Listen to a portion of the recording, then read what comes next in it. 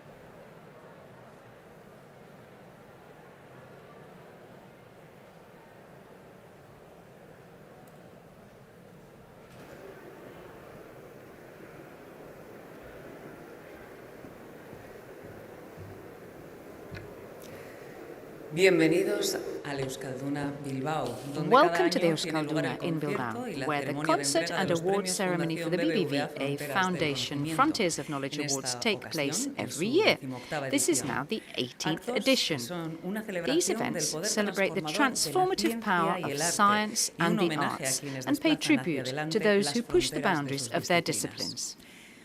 Como pueden ver As you en can las see on the pantallas, screens, en este momento tiene the lugar chair el saludo and de la the presidencia y authorities las are currently autoridades greeting a los the galardonados y award los winners jurados. and the jury members. Finalizado el saludo, Once the se les greetings are over, ofrecerá el they will be agurra o presented reverencia, la with parte final what's de la called an danza de honor agura, aurescu or de a la bow, cultura the final popular part of the auresco dance in honor of Basque folk culture.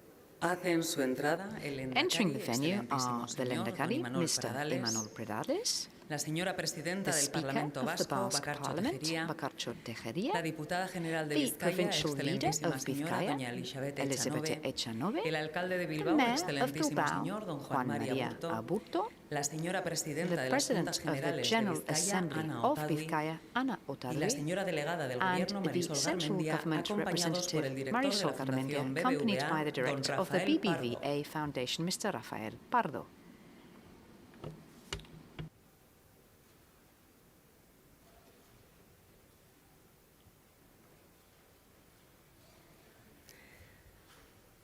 Accede ahora al escenario la presidencia de esta The presiding ceremonia. officers of the Don ceremony Carlos now Torres take Vila, to presidente the stage. de la Fundación Mr. Carlos BBVA y del Torres Grupo Vila, BBVA, President y la of the doctora Luisa del Pino, BBVA presidenta del Foundation and Consejo of the Superior de BBVA Group, Investigaciones and Científicas. Dr. Luisa del Pino, President of the Spanish National Research Council.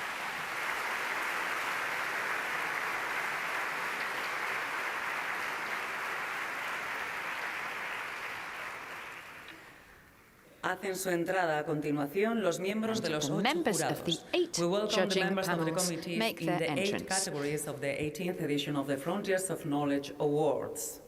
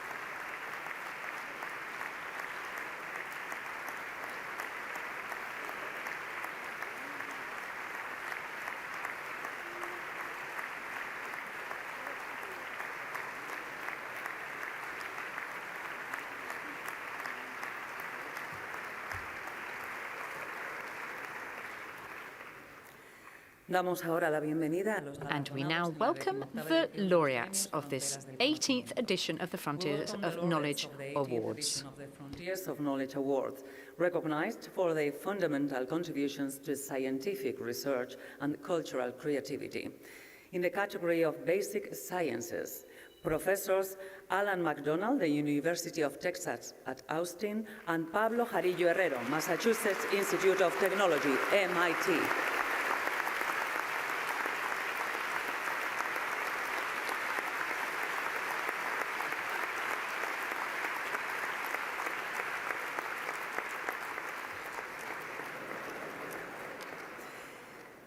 Thank you.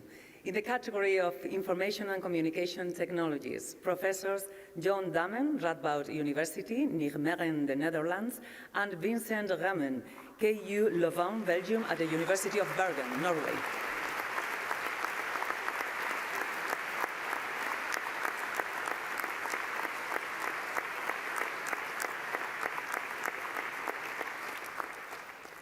In the category of Biology and Biomedicine, Professors June, University of Pennsylvania, and Michel Sadelain, Columbia University.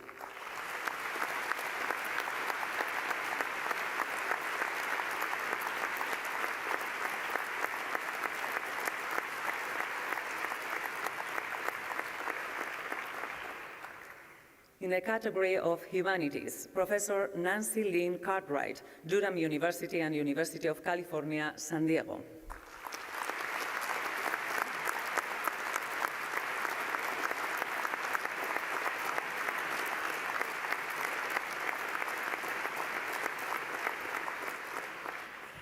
In the category of Economics, Finance and Management, Professor Charles Mansky, Northwestern University, Chicago.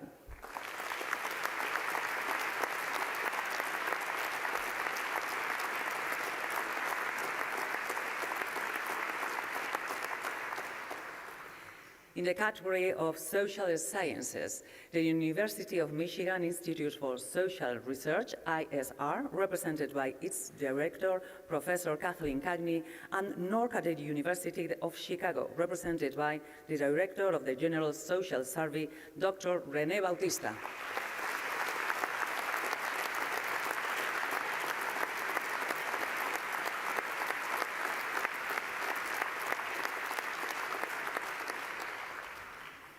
In the category of climate change and environmental sciences, Professor Carl Wunsch, Massachusetts Institute of Technology, MIT.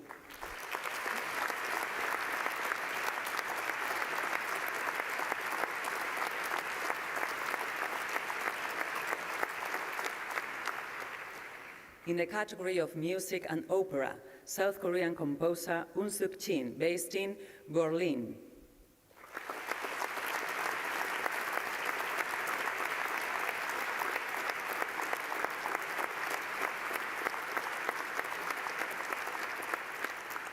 Ladies and gentlemen, I kindly invite you to take your seats. Thank you.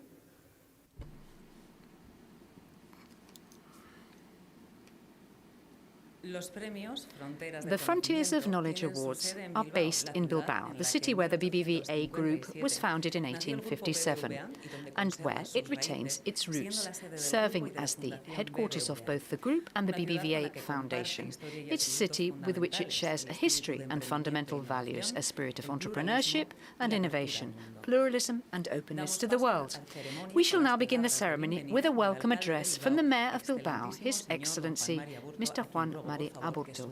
Would you please come up to the stage?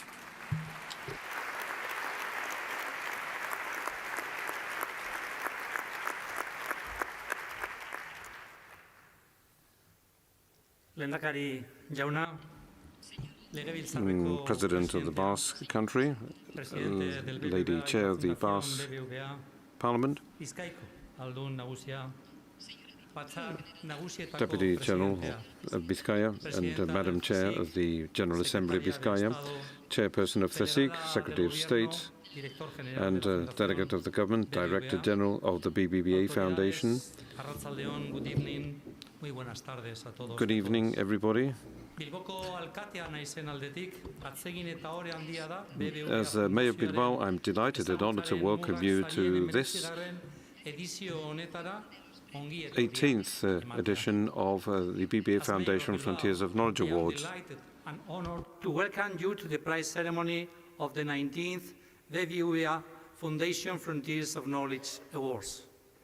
Bilbao opens up its doors and feels very proud too, and also admires you and is very grateful as a city that knows how to recognize the worth or the value of those people that dedicate their lives to understand the world better and to make it progress.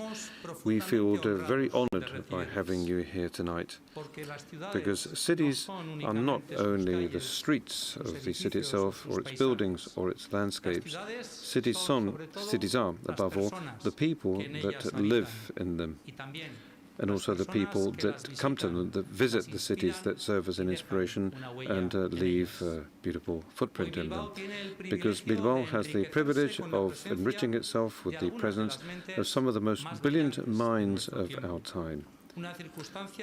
A circumstance that I'm very grateful for on behalf of Bilbao, and I'm very grateful to the BBVA Foundation for this, because on the one hand for making it possible to hold this event here, and on the other hand because you once again have chosen Bilbao one more year as a meeting point for this global conversation on knowledge, progress and the future.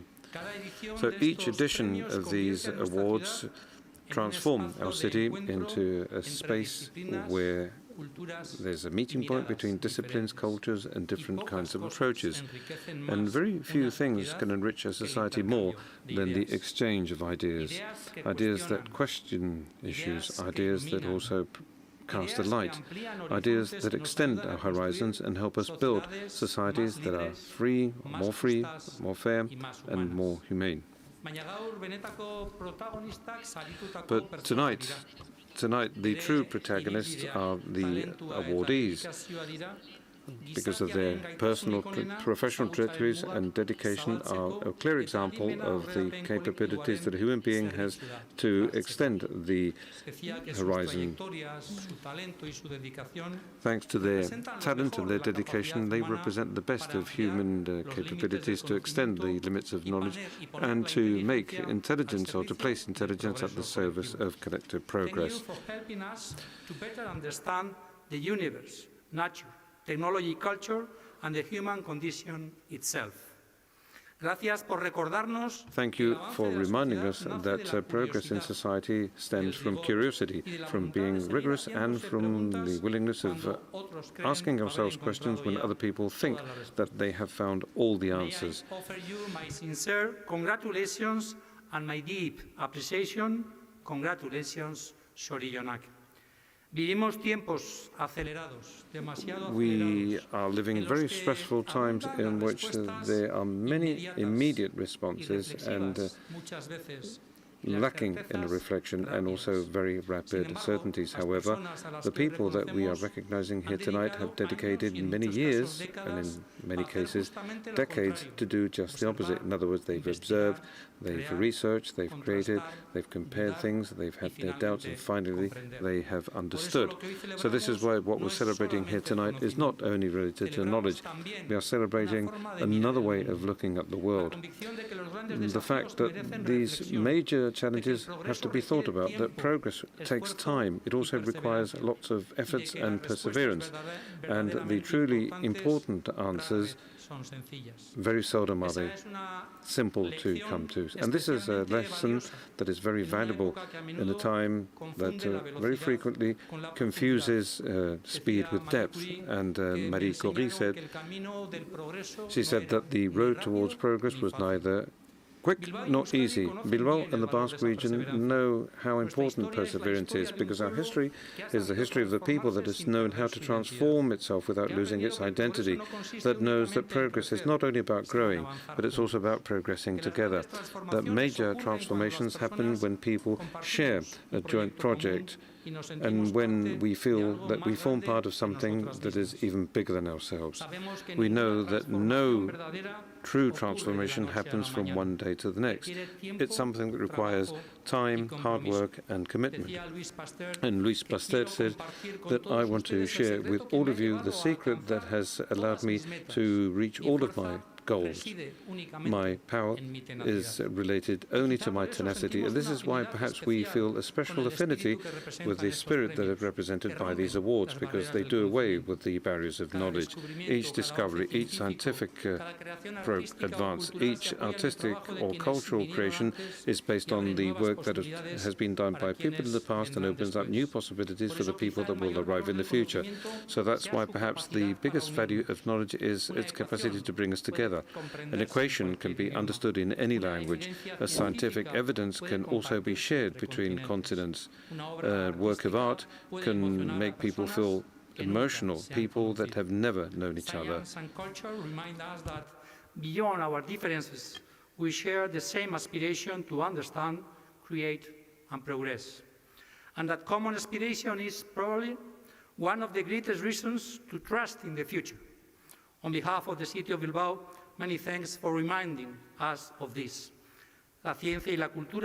Science and culture remind us that beyond our differences, we share the same aspiration as regards understanding, creating, and progressing. And this aspiration, this joint aspiration, is possibly one of the most solid reasons to trust the future. And my dear chairman of the BBVA and of the BBVA Foundation, dear Carlos, these are my last awards ceremony as the mayor of Bilbao. I will always be very grateful, Bilbao will always be very grateful to you for having brought these awards here to Bilbao. So on behalf of the city of Bilbao, I would like to thank you very much.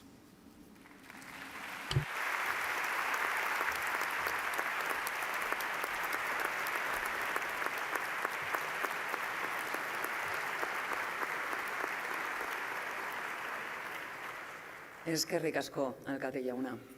Thank you, Mr. Mayor.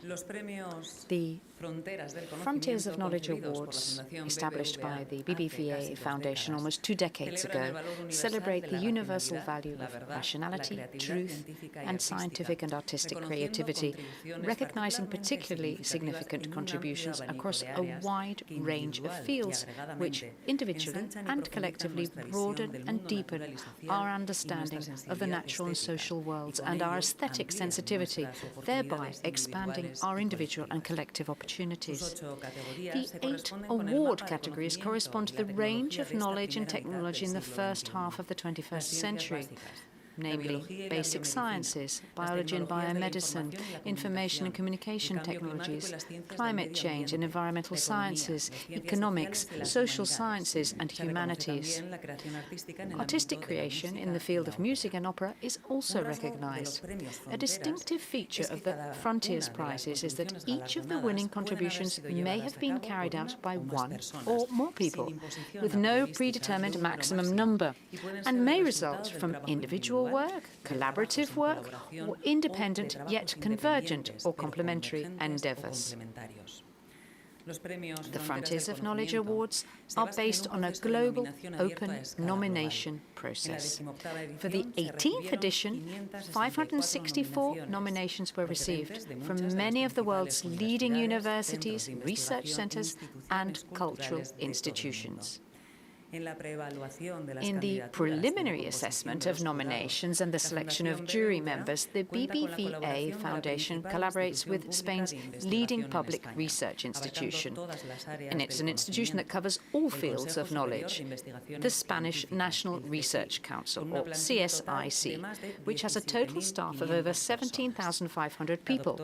Dr. Eloisa del Pino, the president of the CSIC, pays us the honour of co-chairing this ceremony, which is also attended by other members of the governing body and leading researchers from its institutions and departments.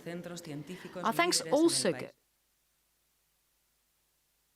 CIC Biogune and CIC Biomagune, represented by Professor José María Mato and numerous researchers from these centres who, alongside the CSIC, collaborate specifically on the preliminary assessment of nominations in the categories of biology and biomedicine and basic sciences. The assessment and final decision on the awards are carried out by international juries comprising leading figures in their respective fields.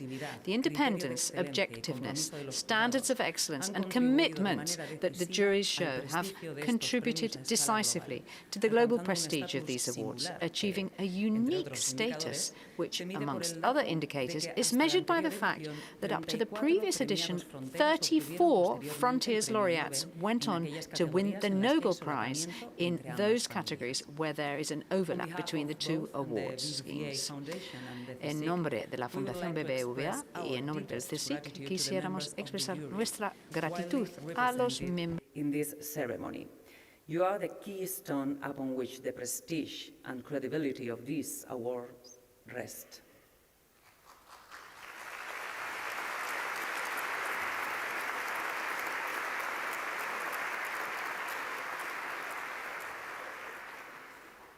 The spirit of the Frontiers of Knowledge Awards is represented by an artistic symbol, which you will have seen in the programmes, created by the artist Blanca Muñoz. It's made up of intertwining curved lines that suggest the dynamic relationship between the different branches of science and culture. And it's represented, of course, by the 8 award categories. Bilbao, its citizens, its city council, the provincial council and the General Assembly of Vizcaya, as well as the Basque government, are once again hosting the celebration of knowledge in honour of the 12 laureates of the 18th edition of the Frontiers of Knowledge Awards. On behalf of the BBVA Foundation, we would like to express once again this year our deep gratitude for the exceptional welcome extended to the laureates, the juries and the distinguished national and international guests. We'll now watch a video on the scientific and institutional ecosystem of Bilbao and the Basque Country, in which we will also highlight some of the BBVA Foundation's main areas of activity, and will also visit the universities and workplaces of the laureates.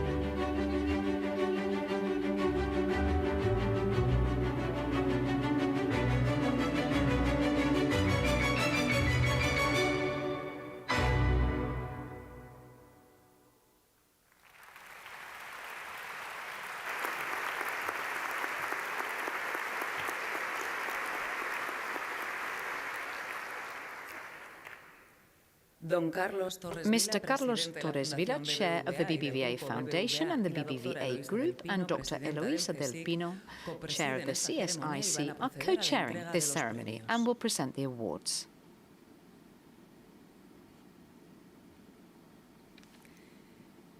The jury for the Basic Sciences category, chaired by Professor Theodor Hensch, Director Emeritus of the Division of Laser Spectroscopy at the Max Planck Institute for Quantum Optics and Nobel Laureate in Physics, has agreed to award the prize to Professors Allan, MacDonald and Pablo Jarillo-Herrero for establishing both the theoretical basis and the experimental verification of the magic angle, which enables the transformation and control of the behavior of new materials.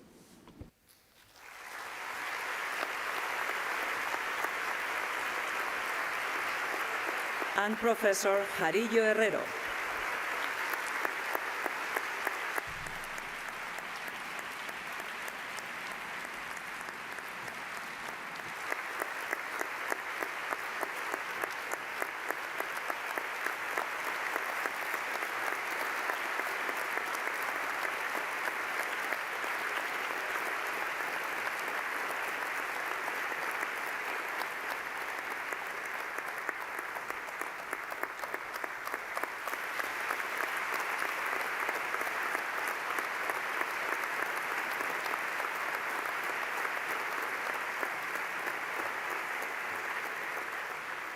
En primer lugar, escucharemos el discurso del profesor MacDonald. And first we will hear from Professor MacDonald. I yield the floor to you.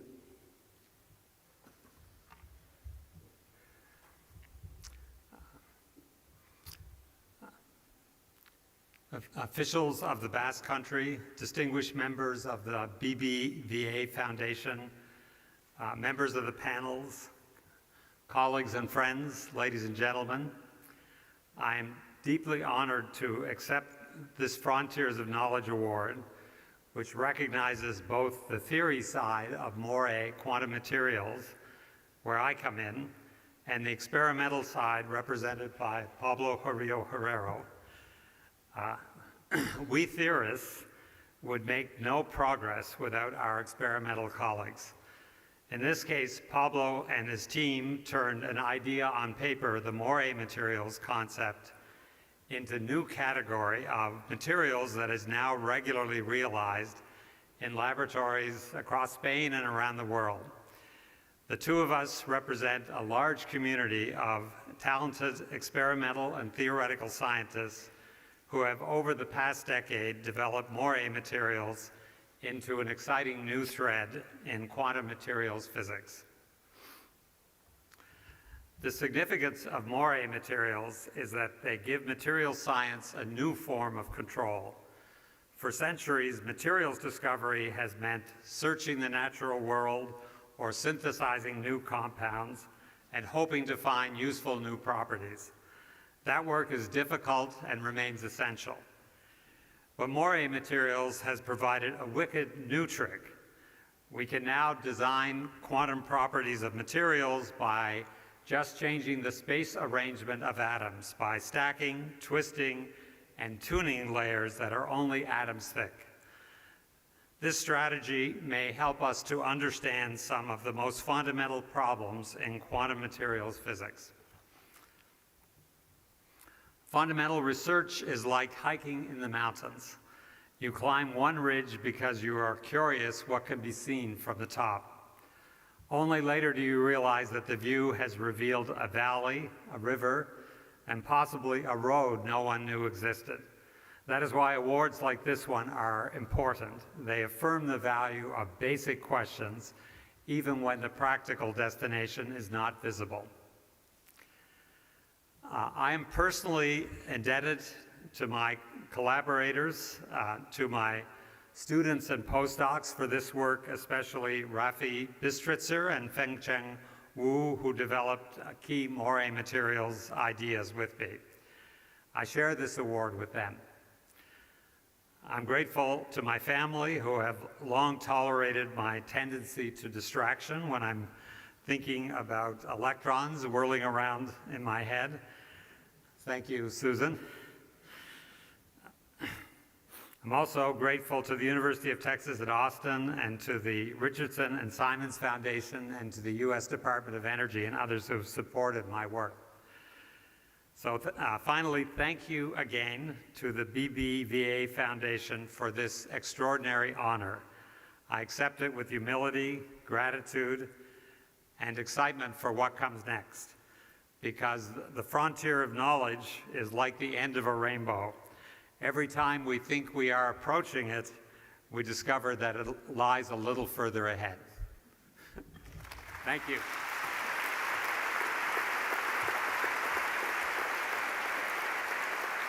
Thank you very much, Professor MacDonald. Escucharemos a continuación el discurso. And we will now hear the speech by Mr. Jarillo-Herrero. To authorities, friends, it's a great honor for me to receive this award in basic science, and even more so to share it with my friend, Allan MacDonald. I'm very grateful to the BBVA Foundation and to the members of the jury and to those who nominated us. I understand that this recognition is like an award to the hard work done by an extraordinary group of students and postdocs at the MIT. This award is also theirs. And I like the name of this award very much, but it contains words that reflect my trajectory as a scientist. It starts off with frontiers, and this award recognizes a very improbable discovery. We needed to have a group of adventurers that were willing to explore the frontier of what was possible, and they took on risks that were brought about by intellectual curiosity. Please allow me to explain this, because when we think about what it is that determines the properties of materials, we usually first think about the chemical composition. That is, gold is a metal, iron is a magnet, and silicon is a semiconductor. But the structure is also crucial. This is what distinguishes diamonds, which is an insulating and transparent material, and it differentiated from graphite, which is bright and a conductor, although both are made of carbon.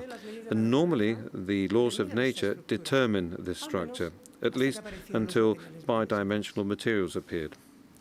And with materials like graphene, for instance, a sheet of graphite with only one thickness, with one atom in thickness, we can do things that were impossible in the past. In other words, we can place a sheet on another with a rotation angle, with whatever rotation angle we want or design. So in other words, we can design the geometry of the materials as we want.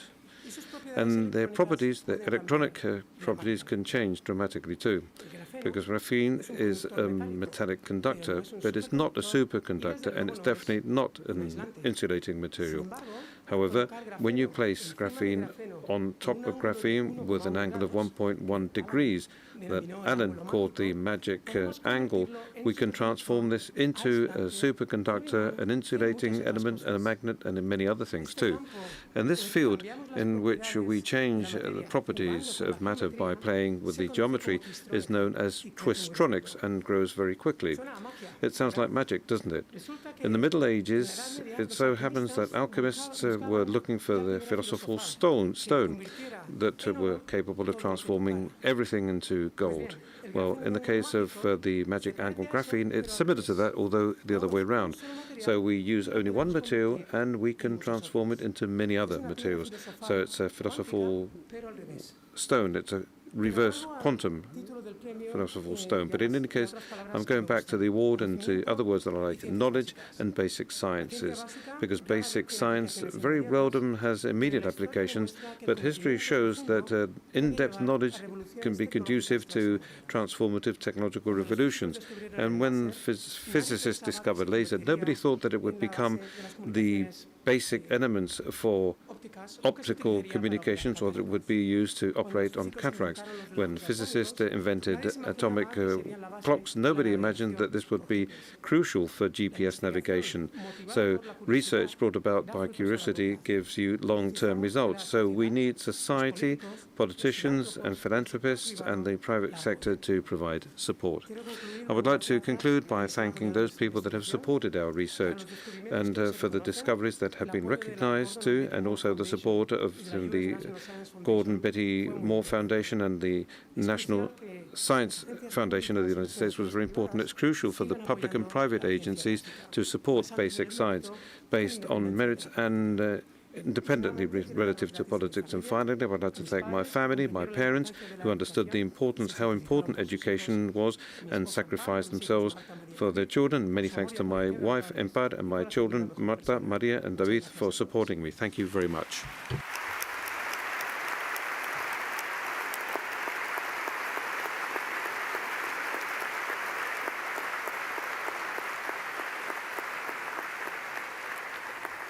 Muchas gracias, profesor. Thank you very much, Professor Jarillo-Herrero.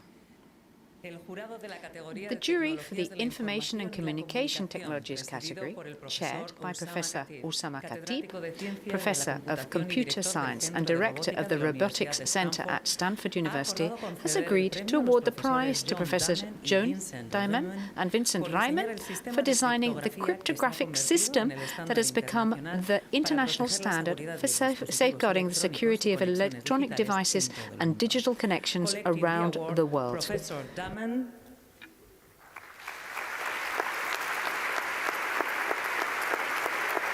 And Professor Riemann.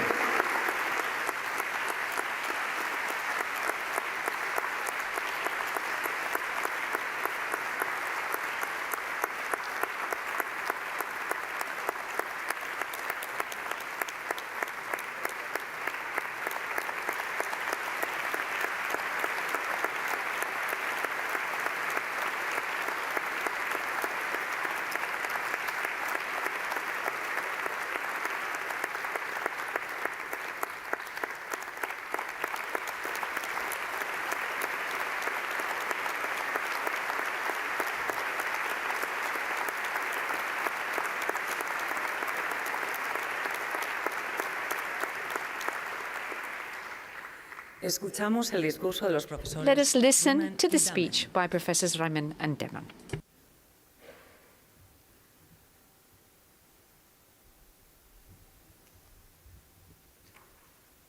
Distinguished guests, esteemed members of the BBVA Foundation, and honorable members of the committee, it is with deep gratitude that we accept this award.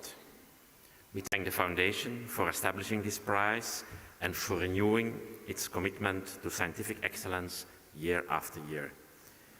We also thank the committee for selecting our work.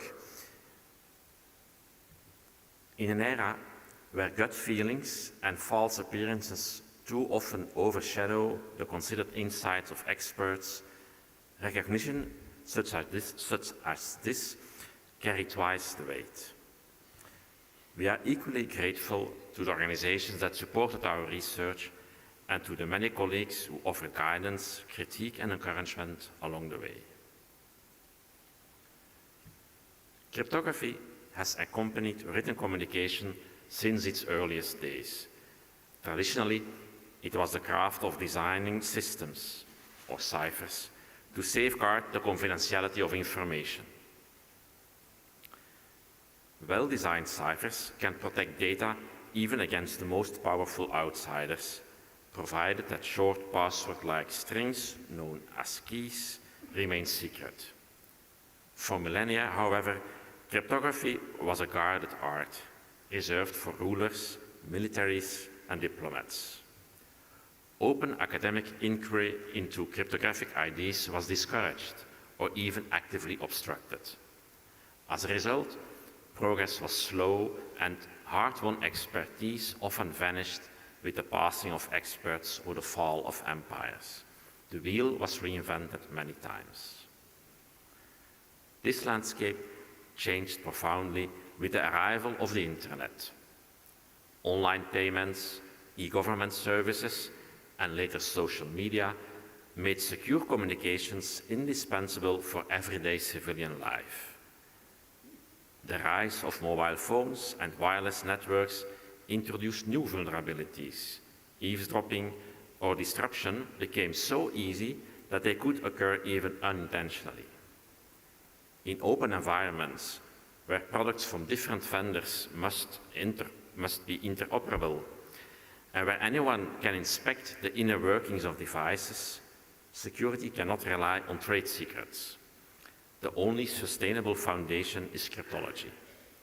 This realization has driven the adoption of open standards and fostered a vibrant culture of open research in cryptology and cybersecurity. A pivotal moment came in the mid-1970s with the publication of the first open standard cipher by NIST, the Data Encryption Standard, or DES. From that point on, cryptology flourished as an open scientific discipline of profound societal importance. Many people nowadays wonder why it's so difficult to design a single, provably secure system that could serve humanity forever. The truth is that such a goal remains out of reach. Security evaluations, just like mathematical proofs, rest on assumptions. Assumptions what an attacker might do. Yet, predicting the ingenuity, creativity, and motivation of cyber attackers is extraordinarily difficult. And since the 1970s, open research has produced a vast array of cryptographic algorithms. Most of them were broken soon after publication. Designers, understandably proud of their creations, often overlook subtle weaknesses. So how do we build trust in a cipher? Progress in cryptology arises from a disciplined process of trial and error within the academic community. Ciphers are proposed, analyzed, broken, repaired, and broken again until the pace of new attacks slows. Each attack yields new insights and design principles, leading to increasingly robust cryptographic systems. Today's recognition honors not only our work, but also the collective effort of a global community committed to openness, rigor, and scientific progress. We are proud to contribute to this tradition and deeply grateful for this distinction.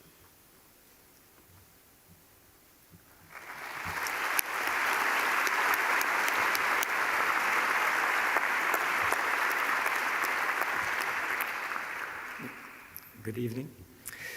An equally important concern is the usability of security systems. Users have little patience for encryption programs that are either slow or complicated to use, or that require to memorize long and unpredictable passwords. While it's not so difficult to design systems that are secure with very high probability or very fast, it remains a challenge to design systems that are secure, fast, and user-friendly. In order to get a well-performing security system, both design and analysis have to be based on computer-aided analysis, statistics, and deep mathematics. It requires patience, perseverance from the researchers, but also trust and sponsoring by public research agencies or by private organizations. For example, the fundamentals grants provided by the BBVA Foundation. When we started in cryptography around 1990, the cryptographic community was a long way from solid ciphers. Research on symmetric cryptography was dominated by the DES standard, and in practice, governments, banks, and industry were relying on the patched version of it called triple DES. And it looked like this would remain like this for the foreseeable future. Triple DES was very efficient and seemed sufficiently secure, but it certainly could not be called elegant. So after some false starts, I decided to dedicate my PhD to trying to design ciphers that were efficient and secure, but also simple and more elegant. Then, after my PhD, when I landed in a software consultant job in a multinational, I had an idea that I thought could lead to something big. But my job was no longer about cryptography, and I did not have the energy to do it in my free time after office hours. So then I had the great idea to contact Vincent, with whom I successfully had collaborated at COSIC. COSIC was the research group where we both did our PhD. I presented the idea to him and proposed to work it out together. And fortunately, he said yes. Without my initiative and Vincent's positive answer, both our lives would likely have gone quite differently, and we would certainly not stand here before you today. Our collaboration led to a series of papers introducing a number of ciphers in the years 96, 97, and that led finally to Rijndael. We submitted it to the AES competition, and in October 2000, NIST announced Rijndael as an AES winner. We think we can say that our invention, Rijndal, was a crucial step forward in the cryptologic process. In the 25 years after the standardization of Rijndal as AES by NIST, many papers have appeared reporting cryptanalysis or interesting properties of Rijndal. Still, no practical attacks have been published, and over the years, AES has become the most widely trusted cipher in the world. Thanks to the trust in the advanced encryption standard, it is used to secure websites, electronic payments, computer disks, mobile phones, smartphones, and many other systems from daily life. Even stronger in applications such as GPS-like navigation systems for cars, ships, and airplanes, the newest civilian systems use the advanced encryption standard. And they are actually performing better than many military-grade systems. We see this as a triumph of open research. Open research, careful testing, and public support keep our digital lives safe. Thank you for helping to make that possible.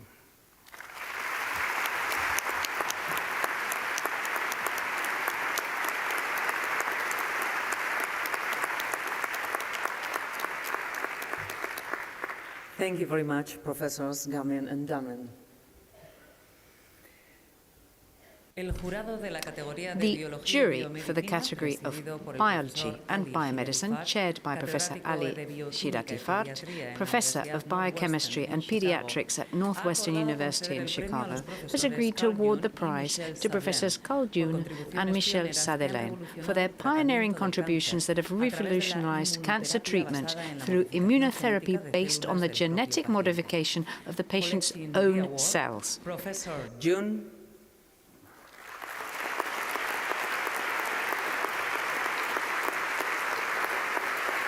and Professor Sadelain.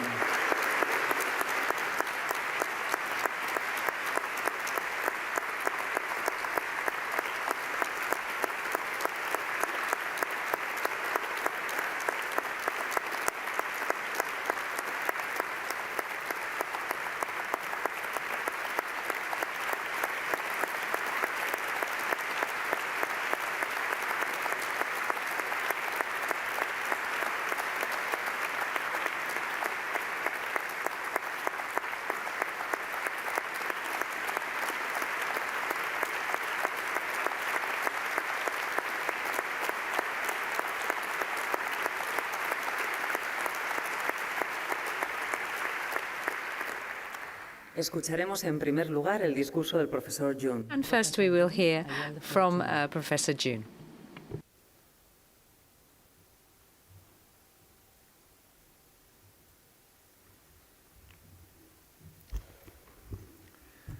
It's an immense privilege to stand here tonight to accept the 18th Frontiers of Knowledge Award in Biology and Biomedicine.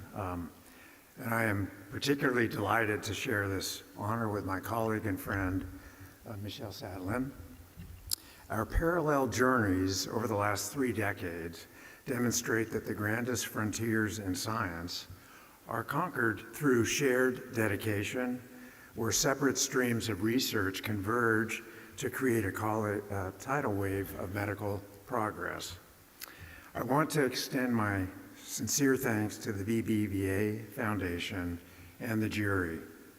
By recognizing our work, you are validating a profound shift in how humanity fights cancer, the birth of cellular medicine. So for over a century, the tools of oncology were surgery, radiation, and chemotherapy. And while effective, they are often toxic. Our approach sought to utilize a far more sophisticated weapon already residing within us, our immune system. Our white blood cells, known as T cells, are nature's most effective defenders against infections.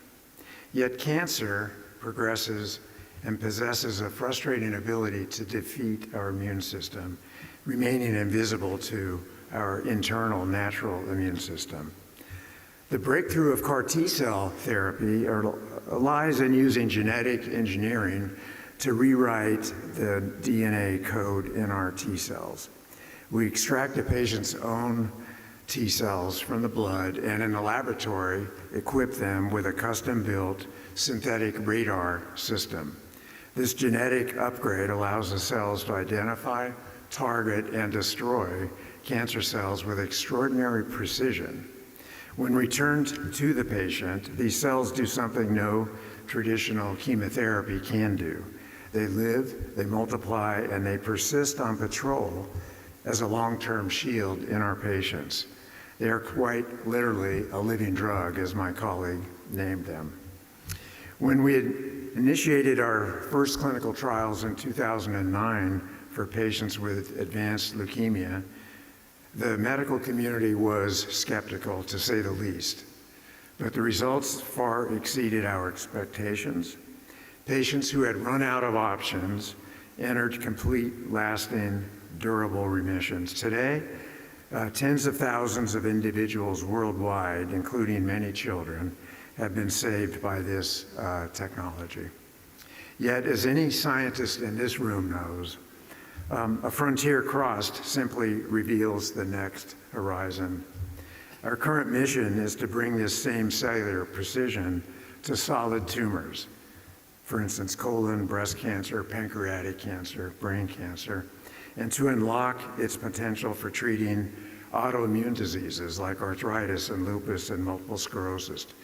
We are not finished. Our journey has only now begun. This award is a tribute to the vast interconnected community.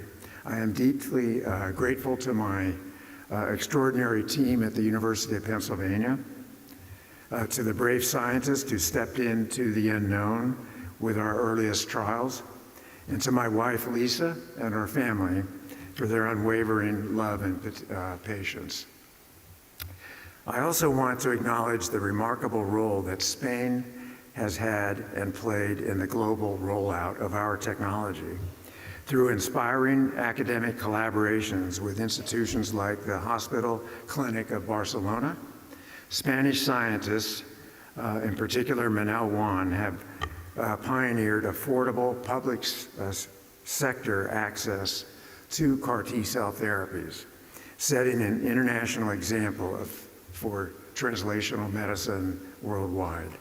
Finally, I wish to thank the BBVA Foundation for this magnificent honor. It strengthens our resolve to keep pushing the boundaries of biomedicine and transforming hope into cure.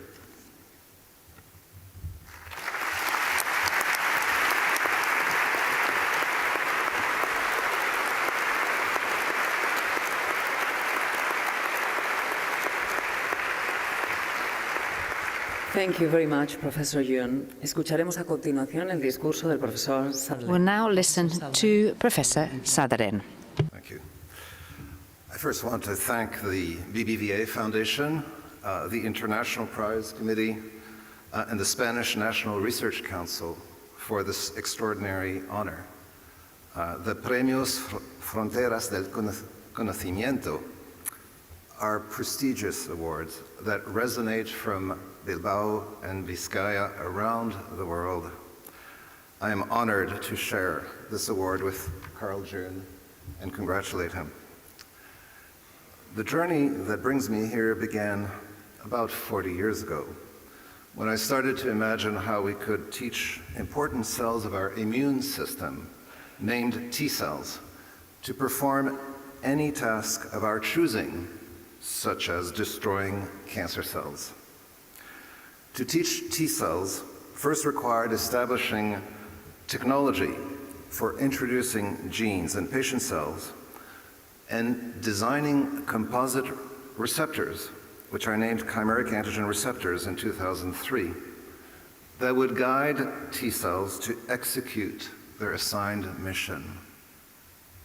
We identified CD19 as a potential target and reported by 2003 that we could effectively treat a range of leukemias and lymphomas in mice using genetically engineered human T cells.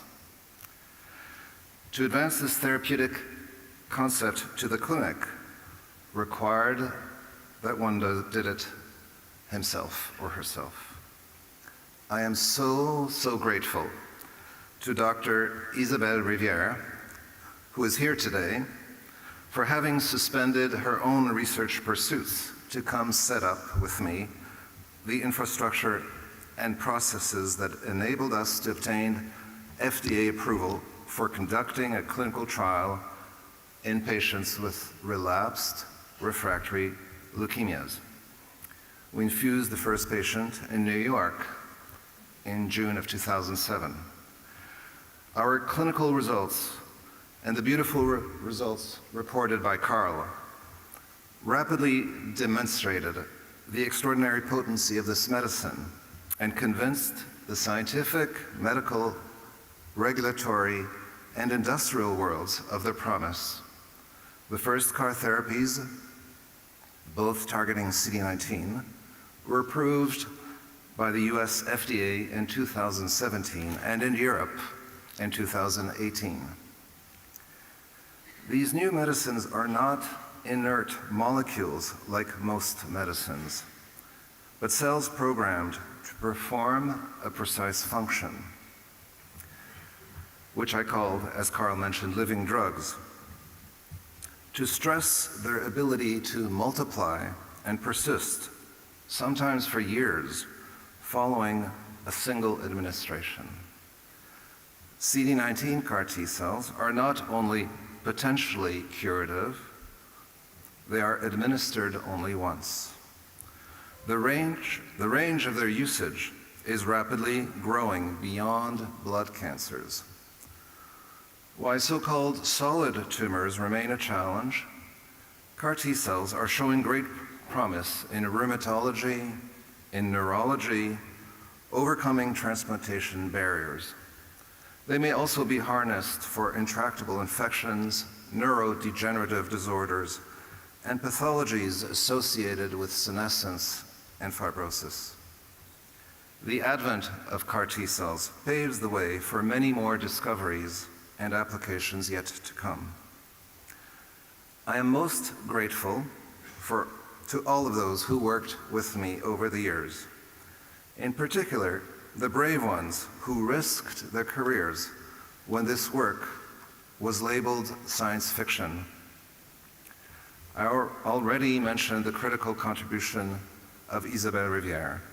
I also want to thank my bosses, Tom Kelly and Harold Varmus, who supported me early on when this was all very uncertain, and Katrina Armstrong and Roy Vagelos, who at Columbia, where I work today, support the vision of promoting cell therapies to treat a broad range of diseases. To my past and present lab members, I express my greatest heartfelt gratitude. It takes curious, smart, creative, rigorous, skillful, passionate, committed, and generous individuals to advance big ideas, especially when they don't fit prevailing dogmas.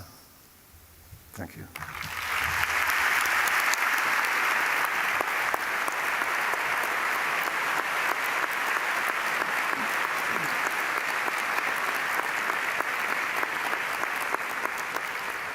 Thank you very much, Professor Sadelain.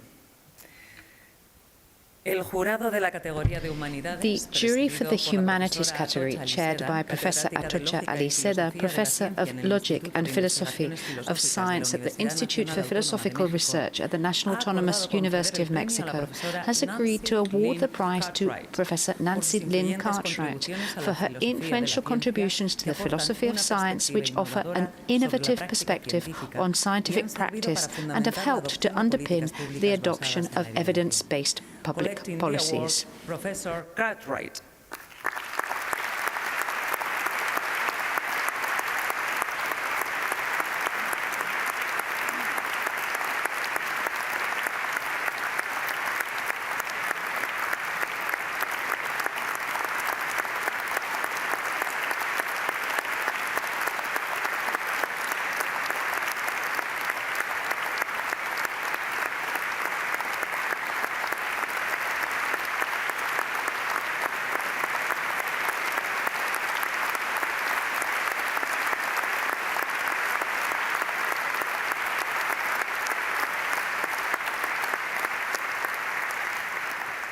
Professor Cartwright, I yield the floor to you.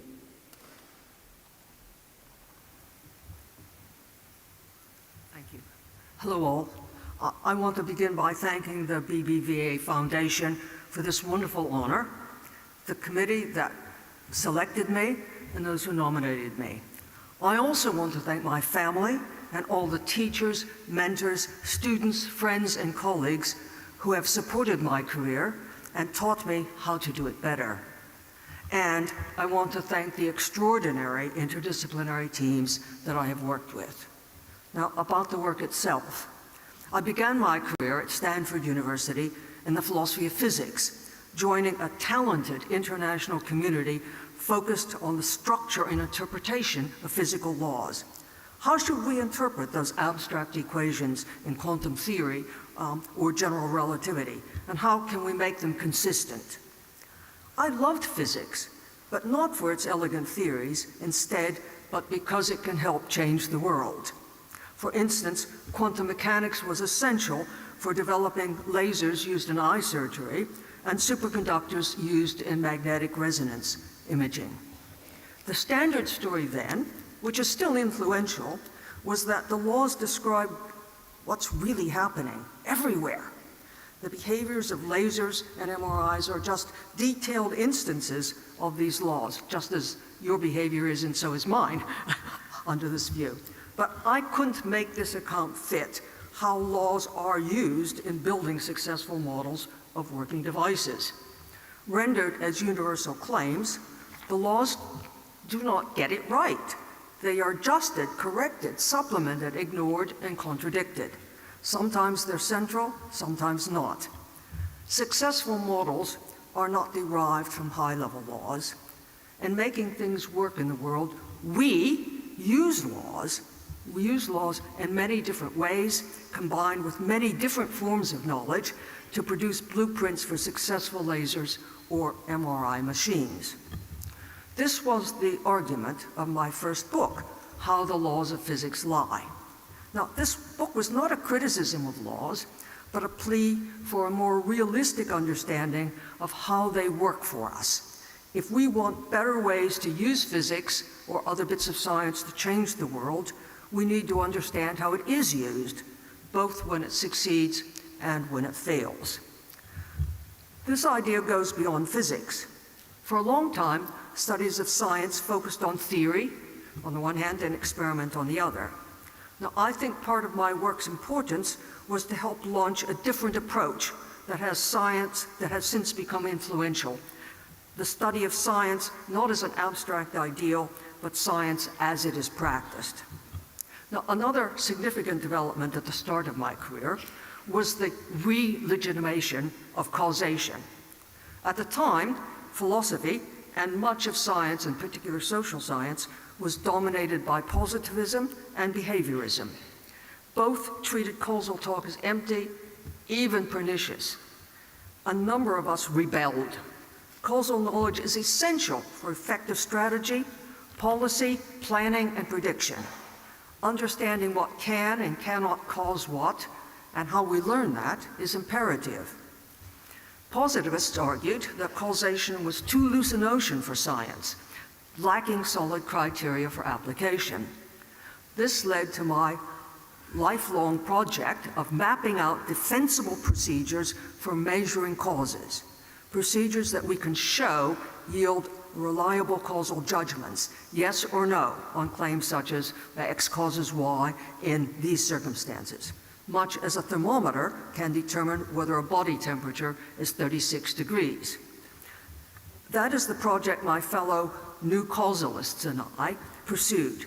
And I believe by now we have shown across a range of methods in the social, medical, and natural sciences that if conditions are met and procedures followed, we get trustworthy causal outcomes.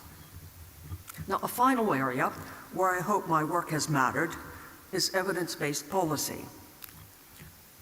I believe the humanities are valuable in themselves, but also that they can and should be practically useful, especially my field, philosophy. Philosophers have studied evidence and objectivity for centuries, developing nuanced understandings, different from those of researchers studying, say, minors' lung disease or statistical methods for bias adjustment. But philosophical insights cannot be just dropped into practice. Progress comes when philosophy works with other expertise, including scientific and local experiential knowledge, to determine what objectivity demands in specific cases or what counts as good evidence that this policy will work. This is what I've tried to do with teams of others. Together, the teams I have worked with have contributed across many practical areas of evidence-based policy: education, child protection, development economics, medicine and public health, and criminology. So I end with a plea for interdisciplinarity. Nothing in science or philosophy does serious work on its own. Reliable achievements, whether it's a new law, device, concept, or method, reliable achievements depend on many different forms of knowledge and methodology woven together. It takes a village to build an operating laser, a successful medical intervention, or a reliable social policy. Thank you.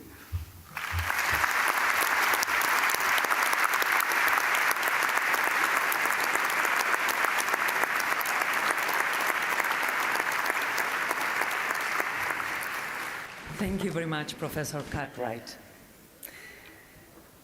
The jury for Economics, Finance and Business Management category, chaired by Professor Eric Maskin, Adams University Professor at Harvard University and Nobel Laureate in Economics, has agreed to award the prize to Professor Charles Mansky for incorporating uncertainty into modern econometric methods, thereby transforming the way in which economists draw conclusions from data and evaluate public policies when the evidence is incomplete. Professor Mansky.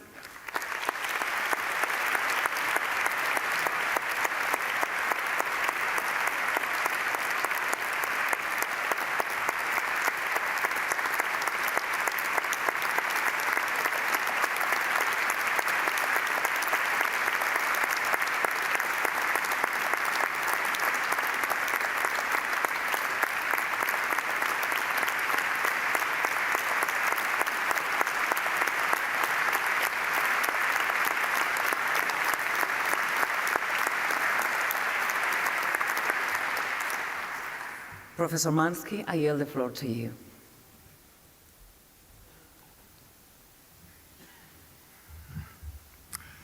Hello.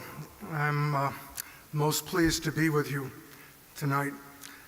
I'm, of course, grateful that the BBVA Foundation has chosen to recognize my research, and I am also grateful to all of my family, colleagues, and friends who put up with me over the years as I do this work. I want to give you a sense of the work over a long period of time. The work cited by the Foundation has emerged from an intellectual journey over 50 years. I have sought to combine perspectives in three distinct fields: welfare economics, decision theory, and econometrics. Welfare economics study of public policy began in the late 1700s and was formalized in the 1900s. Decision theoretic study of choice under uncertainty has advanced since the early 1900s. Econometrics has progressed from the 1930s on. I've sought to build connections and to make the results useful to evaluation of public policy. From the late 1980s on, my research in econometrics has studied what we call partial identification. Empirical research must deal with problems of statistical imprecision and identification. I think most of you are familiar with statistical imprecision. That occurs in study of small data samples. Identification problems, and this is a terminology in econometrics, they stem from weak data quality and from limited understanding of the policy environment. Prominent identification problems arise from missing data. One prominent example is in survey research. If one does not observe data for persons who are not interviewed or who do not answer specific questions, this is an identification problem. Collecting more data doesn't make the missing data problem go away. Another one, which is mathematically similar but conceptually seems quite different, occurs in analysis of treatment response, where outcomes are unobservable for treatments that persons do not receive. You have missing data. If someone received treatment A and did not receive treatment B, you don't know what happened, what would have happened with treatment B.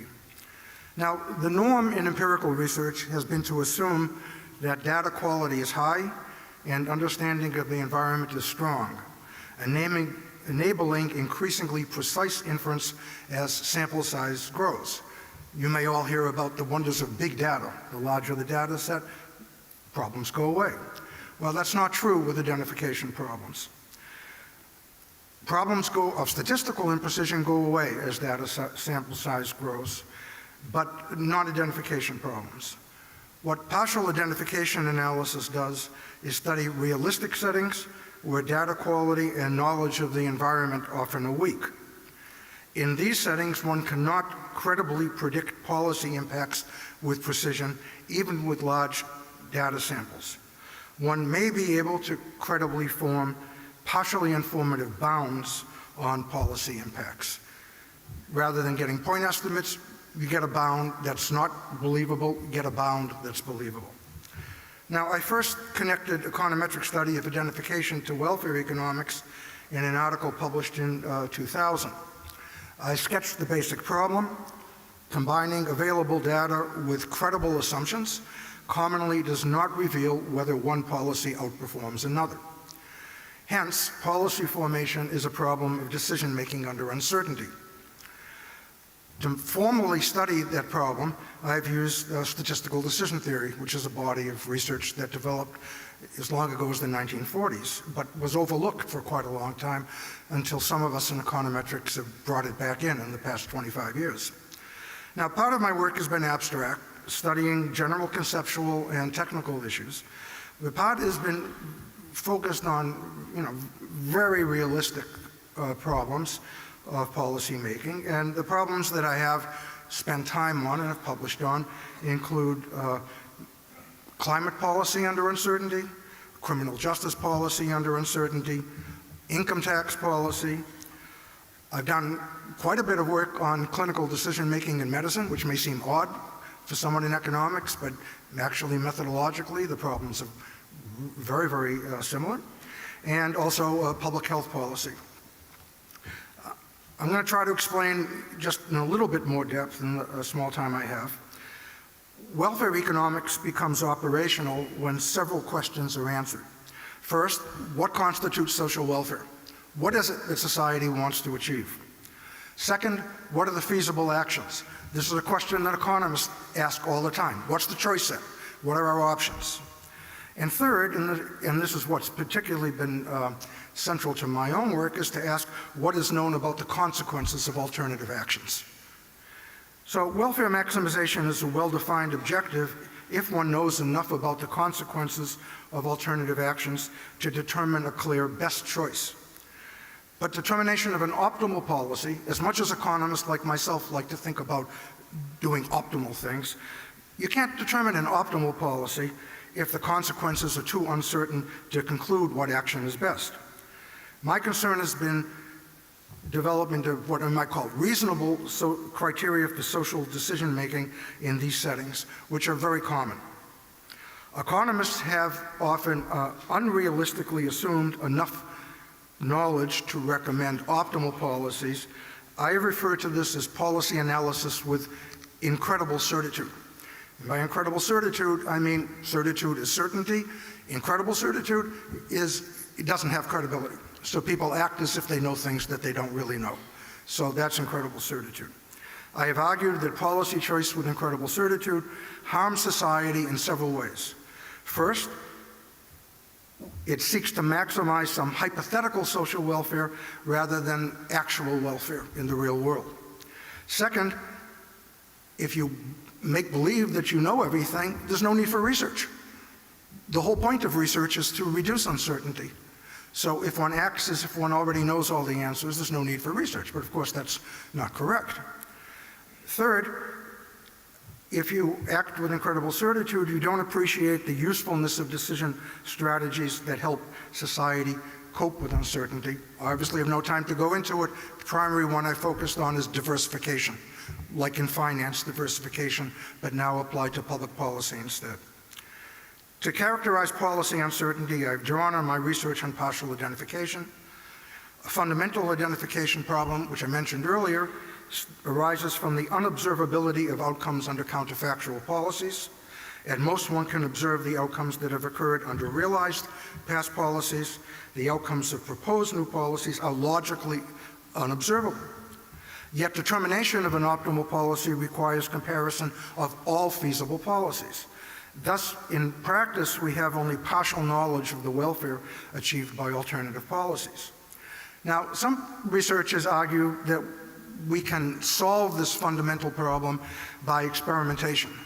And in the social sciences, that typically does not mean the same thing as bench experiments in the physical sciences. It generally means randomized trials, randomized experimentation. It's great when you can do it. Randomized experimentation can reveal a lot, but it is far from a panacea. There are many situations in which it's just either logically or ethically impossible to run randomized experiments. To conclude, I reiterate that policy analysis with incredible certitude does not serve society well. In my econometric and welfare economic research, I have argued that policy analysis should face up to uncertainty. Now, it's sometimes said that policymakers and the public are unwilling or unable to cope with uncertainty. I disagree. I believe that salutary change can occur if awareness grows that incredible certitude is harmful, and researchers should strive to provide credible policy analysis, recognizing the subtlety of decision-making under uncertainty. Thank you very much.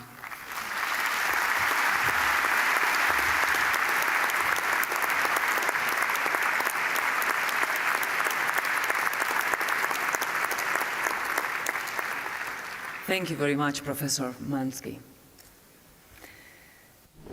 The jury for the social sciences category, chaired by Dolores Albarracin, the Amy Goodman Penn Integrates Knowledge University professor at the University of Pennsylvania, has agreed to award the prize to the Institute for Social Research, ISR, at the University of Michigan, and the National Opinion Research Center, NORC, at the University of Chicago for their global leadership and ongoing innovation in the scientific measurement of public opinion and social behavior, based on rigor and continuous methodological improvement, and the construction of extensive time series of robust and reliable data in the service of the public interest. Professor Cagney, in representation of the University of Michigan Institute for Social Research, ISR, and Dr. René Bautista, in representation of NORC at the University of Chicago.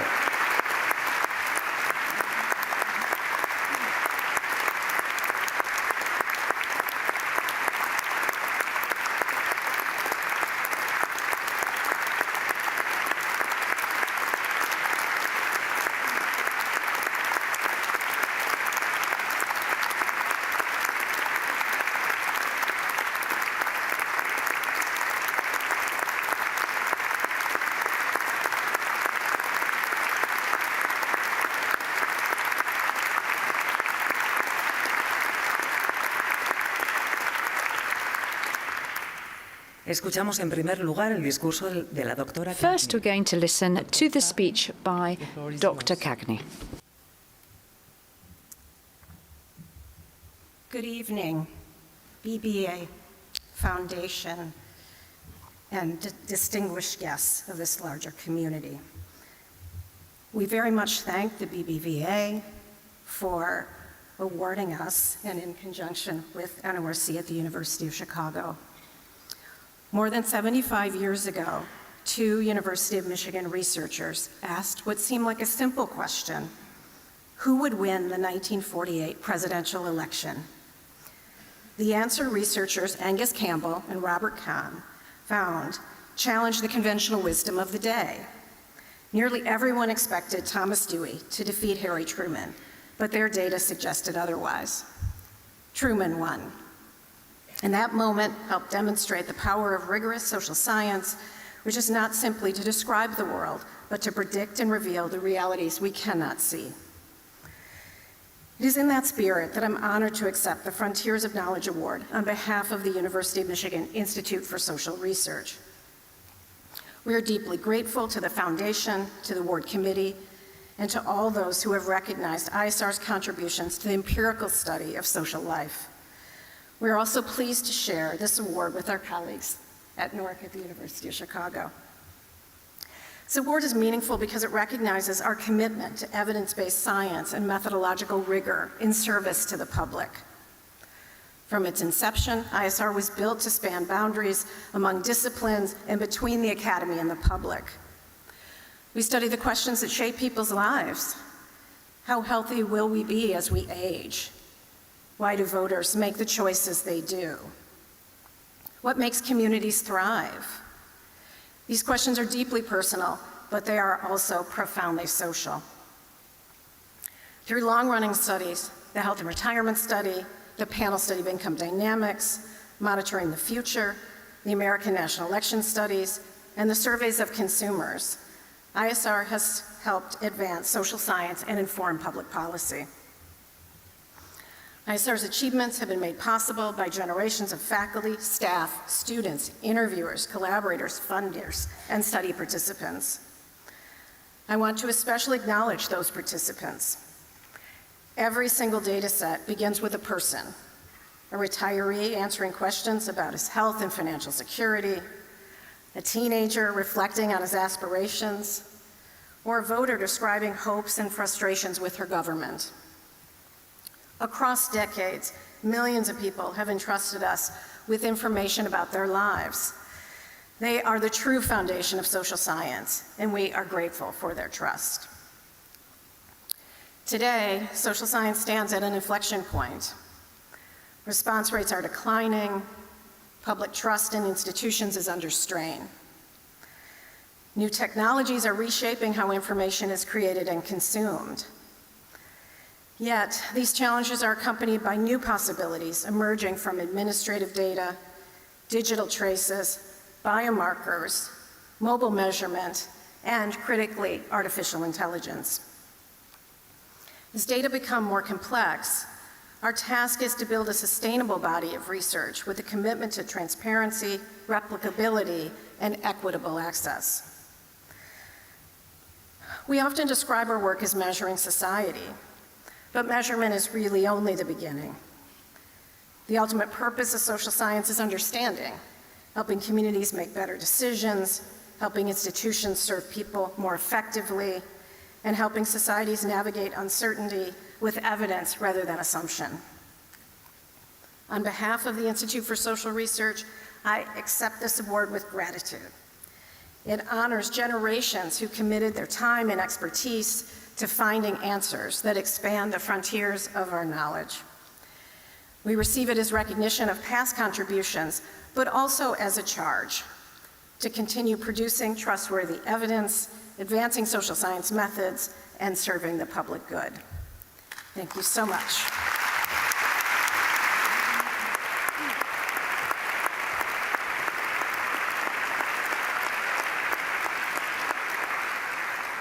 Thank you very much, Professor Cagney. Lee ahora su discurso el doctor Y Bautista. ahora, Dr. Bautista. Presidente Torres Vila, Presidenta del Pino, Chairman Director Pardo, de Pino, miembros de la Fundación, Mr. Pablo, members of the BBVA Foundation, civiles y the académicas, authorities, galardonados, awardees, colegas y dear amigos. colleagues and friends. Buenas tardes. Good evening. It is a great honor to accept the 18th BBVA Foundation Frontiers of Knowledge Award in the Social Sciences on behalf of NORC at the University of Chicago and the General Social Survey, or GSS.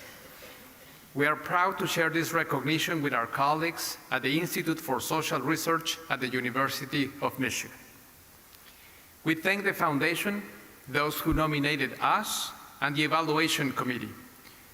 We accept this award with deep gratitude, fully aware that it stands on the work and dedication of many people. For 85 years, NORC has had one clear mission: helping society understand itself better. We do this by asking people about their lives, beliefs, and hopes. and by turning those answers into evidence for the public good. The GSS, launched in 1972, is one of the strongest examples of that mission. The idea behind the GSS is simple but powerful. Single studies matter, but comparable trends tell a deeper story. Trends bring us closer to separating the signal from the noise. They let us see whether attitudes change within a person's lives, across generations, or when major events unfold. The GSS also helps forward the voices of families and smaller communities who might otherwise remain statistically invisible. Information gathered over the years can reveal multiple perspectives, helping the evidence reflect more of society. From the beginning, NORC has treated the GSS as a public good. We have always released the data openly, granting everyone equal access. Thousands use the GSS to build knowledge, inform decisions, and support transparent public debate. The GSS has inspired similar efforts in many countries. It helped establish the International Social Survey Program, or ISSP. Through the ISSP, comparable questions have been asked in more than 60 countries, showing what is universal and what is unique to each place. Maintaining this work has required steady support. We thank the U.S. National Science Foundation for its long-standing partnership. High-quality research relies on public and philanthropic support and on a community that values facts gathered with care. I thank generations of principal investigators, our scientific advisory board, and NORC's operations teams, field staff, statisticians, and methodologists. Together, they engineer the infrastructure of public knowledge. Above all, the GSS's greatest debt is to its participants, the people who share their stories, in the hope that their voices might serve the greater good. They are the bedrock of this work. This award honors a core NORC belief that carefully measuring social life does more than advance science. It builds trust in evidence and helps drive social progress. In times of rapid change and uncertainty, that principle matters more than ever. Our mission remains. We will keep listening to enduring questions and emerging voices. We will continue to track how families, communities, and society change. On behalf of NORC, the GSS team, our ISSP colleagues, thank you for this extraordinary honor. Muchas gracias.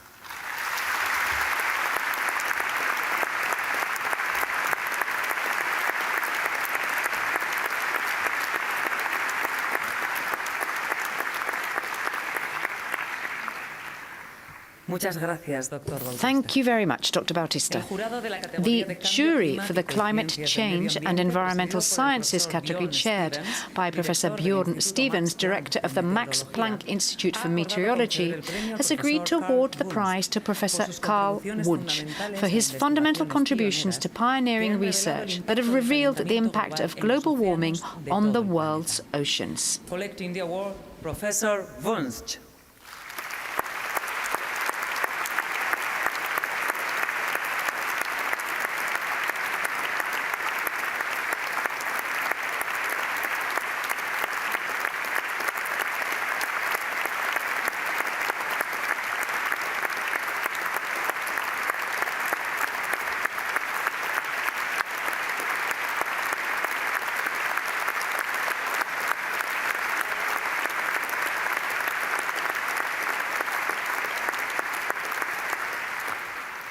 Professor Wunsch, I yield the floor to you.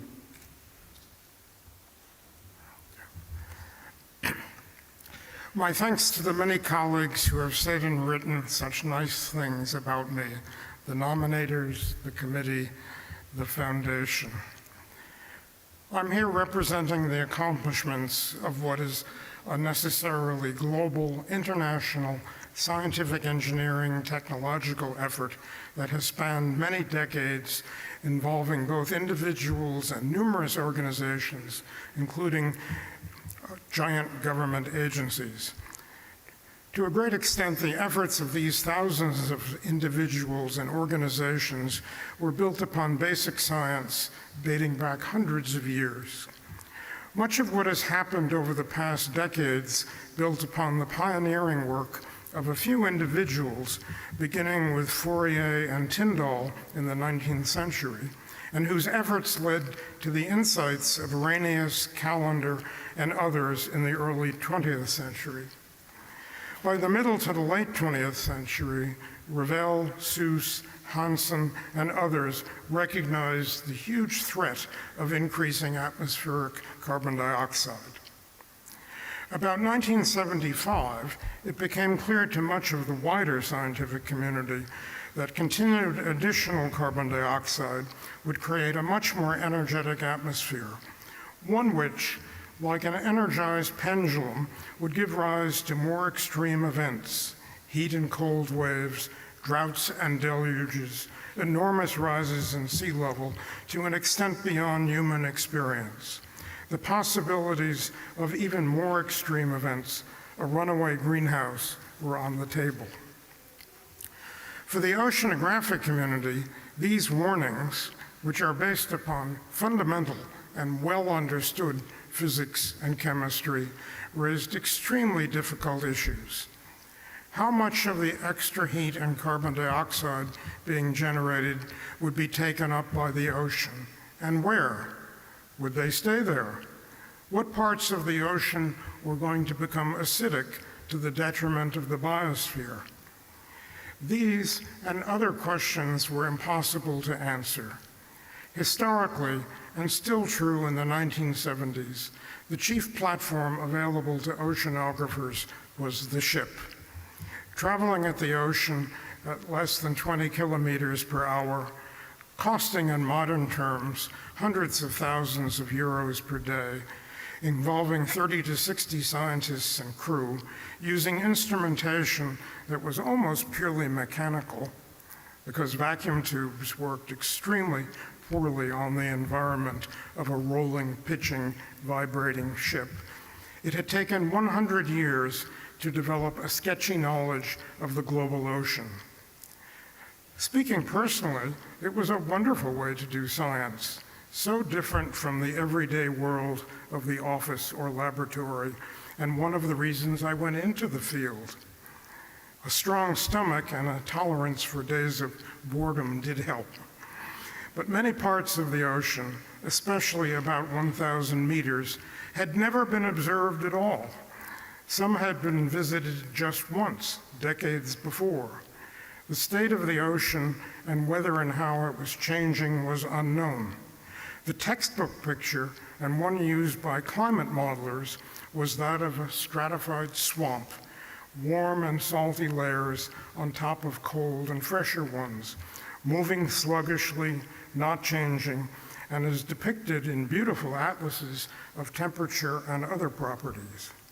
The same issues apply to all of the oceanography subfields: physics, chemistry, biology, geology, geophysics. What to do? To me and a few others, it was obvious that the problem was a global one. Oceanographers had no organizations parallel to the meteorological agencies existing in most countries. But there had been a revolution, both in the scientific understanding of turbulent fluid flows, in the technologies associated with measurements from space, and in the development of in situ instrumentation. Possibly the first truly autonomous vehicles were those used in the sea. With an effort spanning several decades, beginning with a few self-appointed individuals, we put in place a global observing system, one that incorporates the physics of temperature, salt, flow, chemistry, including nutrients, oxygen, and biology on all scales, thanks to thousands of scientists and engineers, universities, private and public laboratories, government and intergovernmental agencies, etc. To make sense of all of this previously unfamiliar data, we now have computer systems that properly combine our knowledge of the equations governing the fluid dynamics with the relevant chemistry and biology. It is these accomplishments recognized by the award. Some things are now clear. Change is taking place everywhere in the ocean, but that change is radically different depending upon the region. To understand the global implications, one must understand the different regions. Much of the change is taking place on timescales longer than a human lifetime and will be a serious concern to our children, grandchildren, and generations to come. The systems must be sustained and sustained globally. The observing system is still incomplete. Much of the deep ocean, particularly, remains to this day almost unobserved. I will close by repeating the warnings of our predecessors. Observations confirm that climate change is real and is putting civilization and the wider environment at extremely serious risk. The challenge for all of us is to document and understand those risks, to prepare to meet them, and to be intolerant of the scientific and political stupidities that are vandalizing the world. Thank you.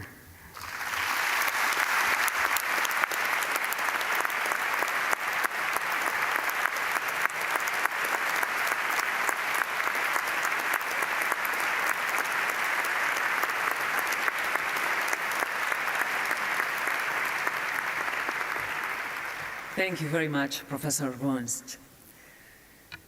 El jurado de la categoría de música y ópera. The jury for the music and opera category, chaired by Professor Gabriela Ortiz Torres, composer and professor of composition at the National Autonomous University of Mexico, has agreed to award the prize to the composer Unsuk Chin for her distinctive and unique music, characterized by instrumental virtuosity and boundless sonic imagination, which establish her as one of the central figures of contemporary music. The composer Unsuk Chin.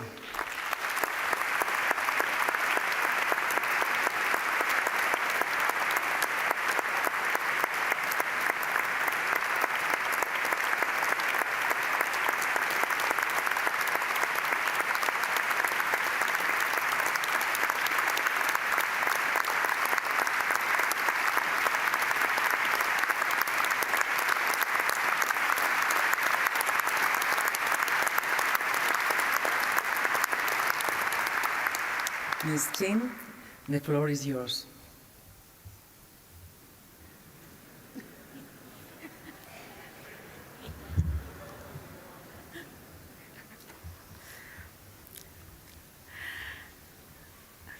Ladies and gentlemen, dear members of presidency, dear committee members, a composer speaks through their work, not through manifestos or declarations. Therefore, last night you had the opportunity to gain insight into my music, fortunately, not through my words, but through Alban Gerhard and the Basque National Orchestra conducted by Lucas Macias. Alban is the dedicatee of this, my cello concerto, who has played the work countless times since its premiere in 2009. Now, collaboration with performers is vital for composers. After all, composing is a very lonely enterprise.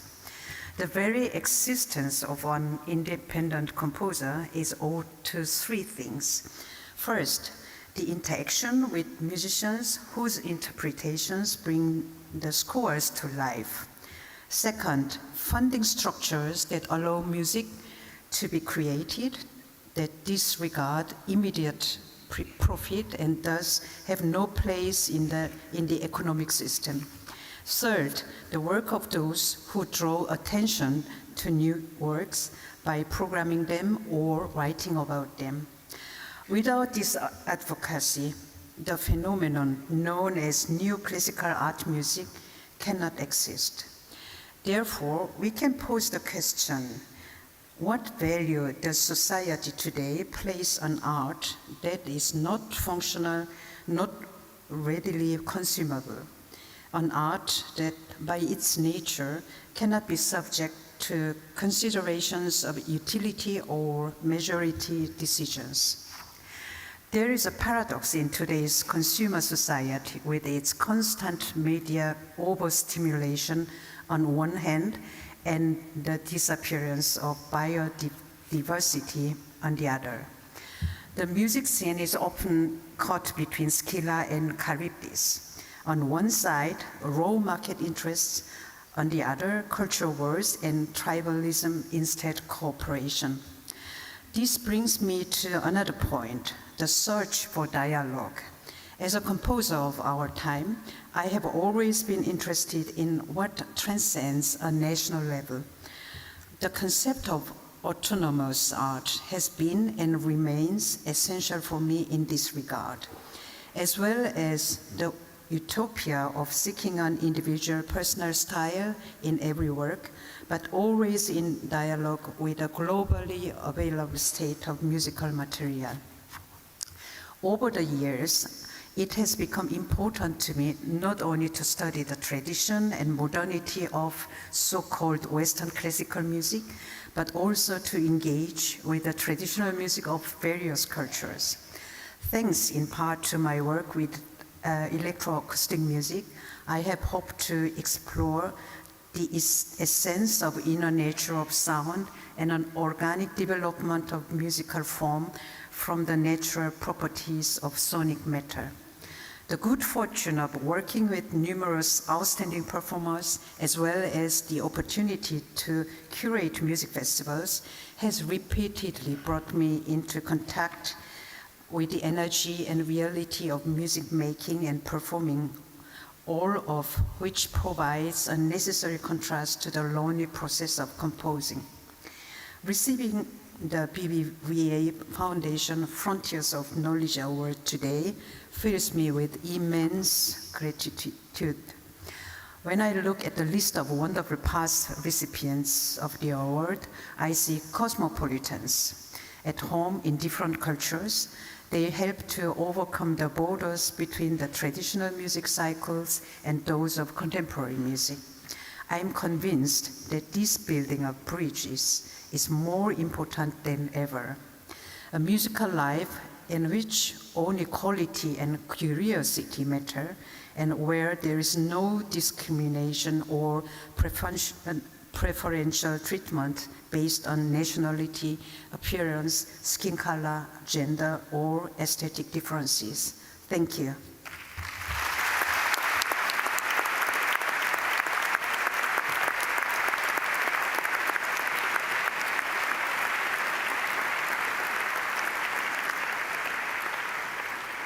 Thank you very much, Ms. Chin. Our warmest congratulations and gratitude to all the laureates. On behalf of the CSIC, a partner institution of the Frontier of Knowledge Awards, its president, Dr. Eloisa del Pino, will now take the floor.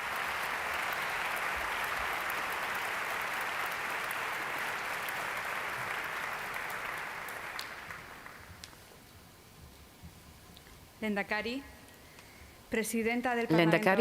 Speaker of the Basque Parliament, Government Delegate in the Basque Country, Mayor of Bilbao, Provincial Leader of Vizcaya, President of the General Assembly of Vizcaya, Secretary General for Research, Innovation and Universities, Chair of the BBVA Foundation, my dear Carlos, Director of the BBVA Foundation, my dear Rafael, distinguished guests, members of the jury, and award winners, dear friends.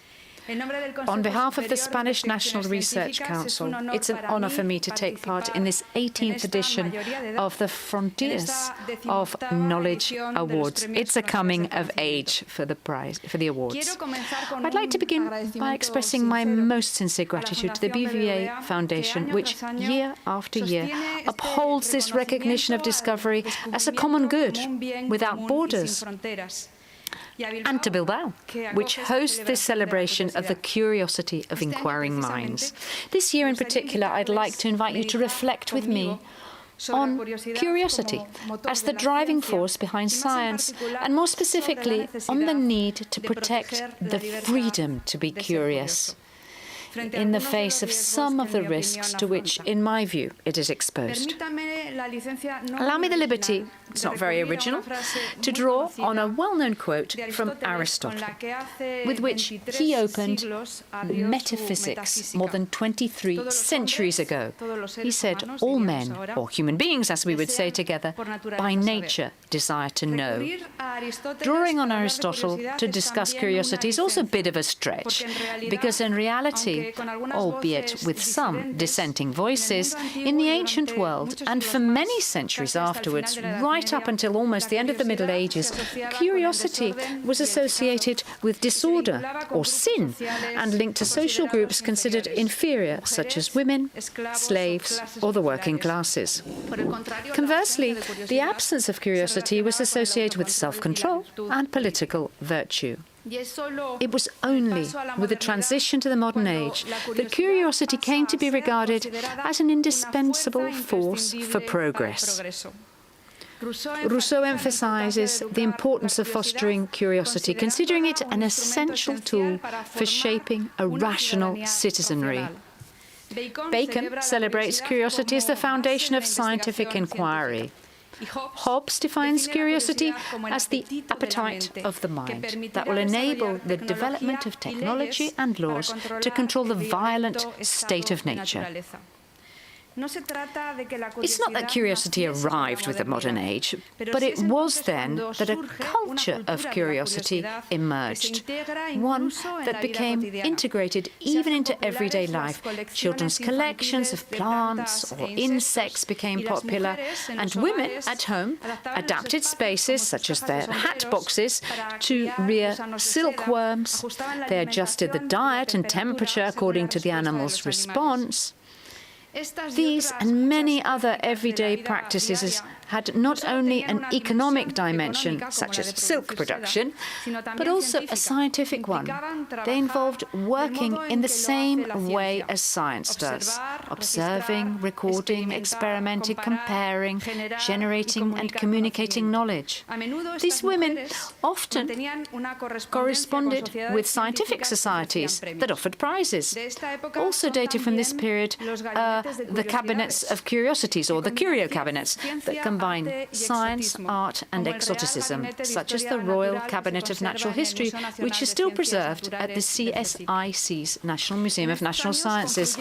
In those years, key factors converged to enable the culture of curiosity to flourish, including the spread of education and the printed word, for example, magazines, almanacs, the high value placed on practical knowledge, and the rise of scientific societies, such as the Royal Society, which formally introduced peer review and the recording of experiments. Shortly afterwards, the term scientists was coined. Research moved to universities, and research centres linked to companies were also established. Since then, it's not all been plain sailing for curiosity. It has also faced setbacks. Curiosity is a natural and universal human capacity, but the context in which it operates can be more or less conducive to it. In the first half of the 20th century, the two world wars and totalitarian regimes put curiosity in check. And even today, it's not free from threats. We live in a culture of immediacy that favors quick answers over careful inquiry. Furthermore, Furthermore, the scientific benefits of technologies such as AI also pose a risk to our ability to think if we're not educated in its use. In recent years, we've witnessed, even in the West, cases of censorship and the financial stifling of science, which have forced us to take action, such as the Reshoot initiative by Europe's 6 leading public bodies, known as the G6, to agree on a declaration in defense of academic freedom. Without curiosity, the 18th edition of the Frontier Awards wouldn't be possible. We wouldn't be discussing the magic angle of twistronics, which offers the possibility of manipulating certain materials to achieve technological applications and which has been awarded the prize in basic sciences. Without curiosity, no one would have systematically observed the dynamics of the oceans or linked them to the ability to predict and influence the climate system, as the winners in the climate change and environmental sciences category have done. Nor would we be presenting the Information and Communication Technologies Prize today to those who have transformed mathematical complexity into security that safeguards the privacy of the devices we use every day. We must take curiosity to great lengths, as the laureates in biology and biomedicine have done, in an attempt to reprogram cells and enable them to identify and destroy tumors, which has saved the lives of thousands of people around the world, many of them in Spain, since 2019, when that was introduced in our National Health Service. If there are any fields in which the freedom to be curious must be particularly protected, they are the social sciences and the humanities, especially when researchers seek to obtain the best evidence to inform the design and evaluation of political action and public policy, or when they attempt to understand something as complex as human attitudes and behavior. Finally, this year's award-winning composer has masterfully integrated the fruits of her lifelong curiosity into the most universal language of all, in music. Allow me to conclude with an image, that of the young Ortega y Gasset, a university student, strolling along the banks of the Bilbao estuary, reflecting on what he would write to his father years later, before becoming a world-renowned philosopher. He wrote the following to his father: "I feel an infinite, vital longing to seek the truth, to seek it even if it doesn't exist. I believe that is the key. This yearning precedes any guarantee of finding what we seek. We investigate because curiosity will not let us live in peace." These awards pay tribute to curiosity itself. Thank you once again to the BBVA Foundation, to all of you. On behalf of the CSIC, my warmest congratulations. Thank you very much.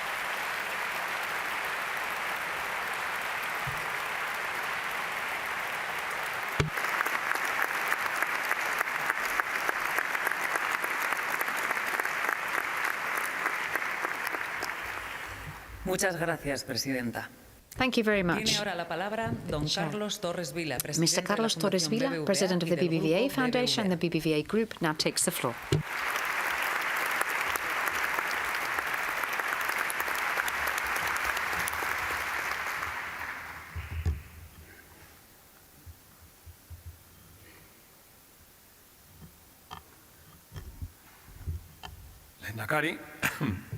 Lehendakari, Presidenta del Parlamento Vasco, Diputada President of the Basque Country, the Deputy General of Vizcaya, the Mayor of Bilbao, and President of the General Assembly of Vizcaya, regional ministers of the Basque Government, rectors, distinguished guests, the Chairperson or President of the CSIC, Director of the BBVA Foundation, trustees, jury members, award winners, ladies and gentlemen, good evening.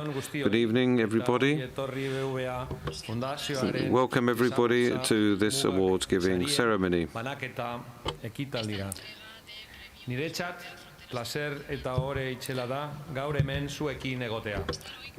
It's wonderful to be here with you today.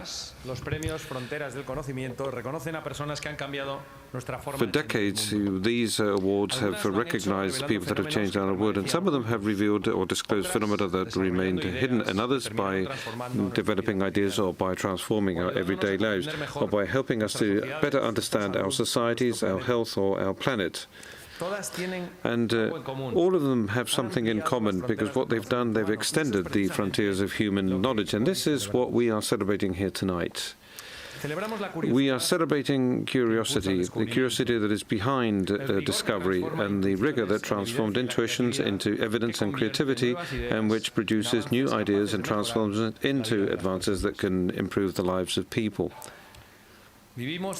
We are now facing many complexities because geopolitical tensions, as well as environmental challenges and social polarization, as well as the spread of disinformation currents, are transforming our societies. And in a context like that, understanding your reality better is no longer an intellectual aspiration and becomes a necessity, because the more complex the world becomes, the more important it is to differentiate between opinions and evidence, between intuition and demonstration, between what we want to know, what we believe we know, and what we actually do know.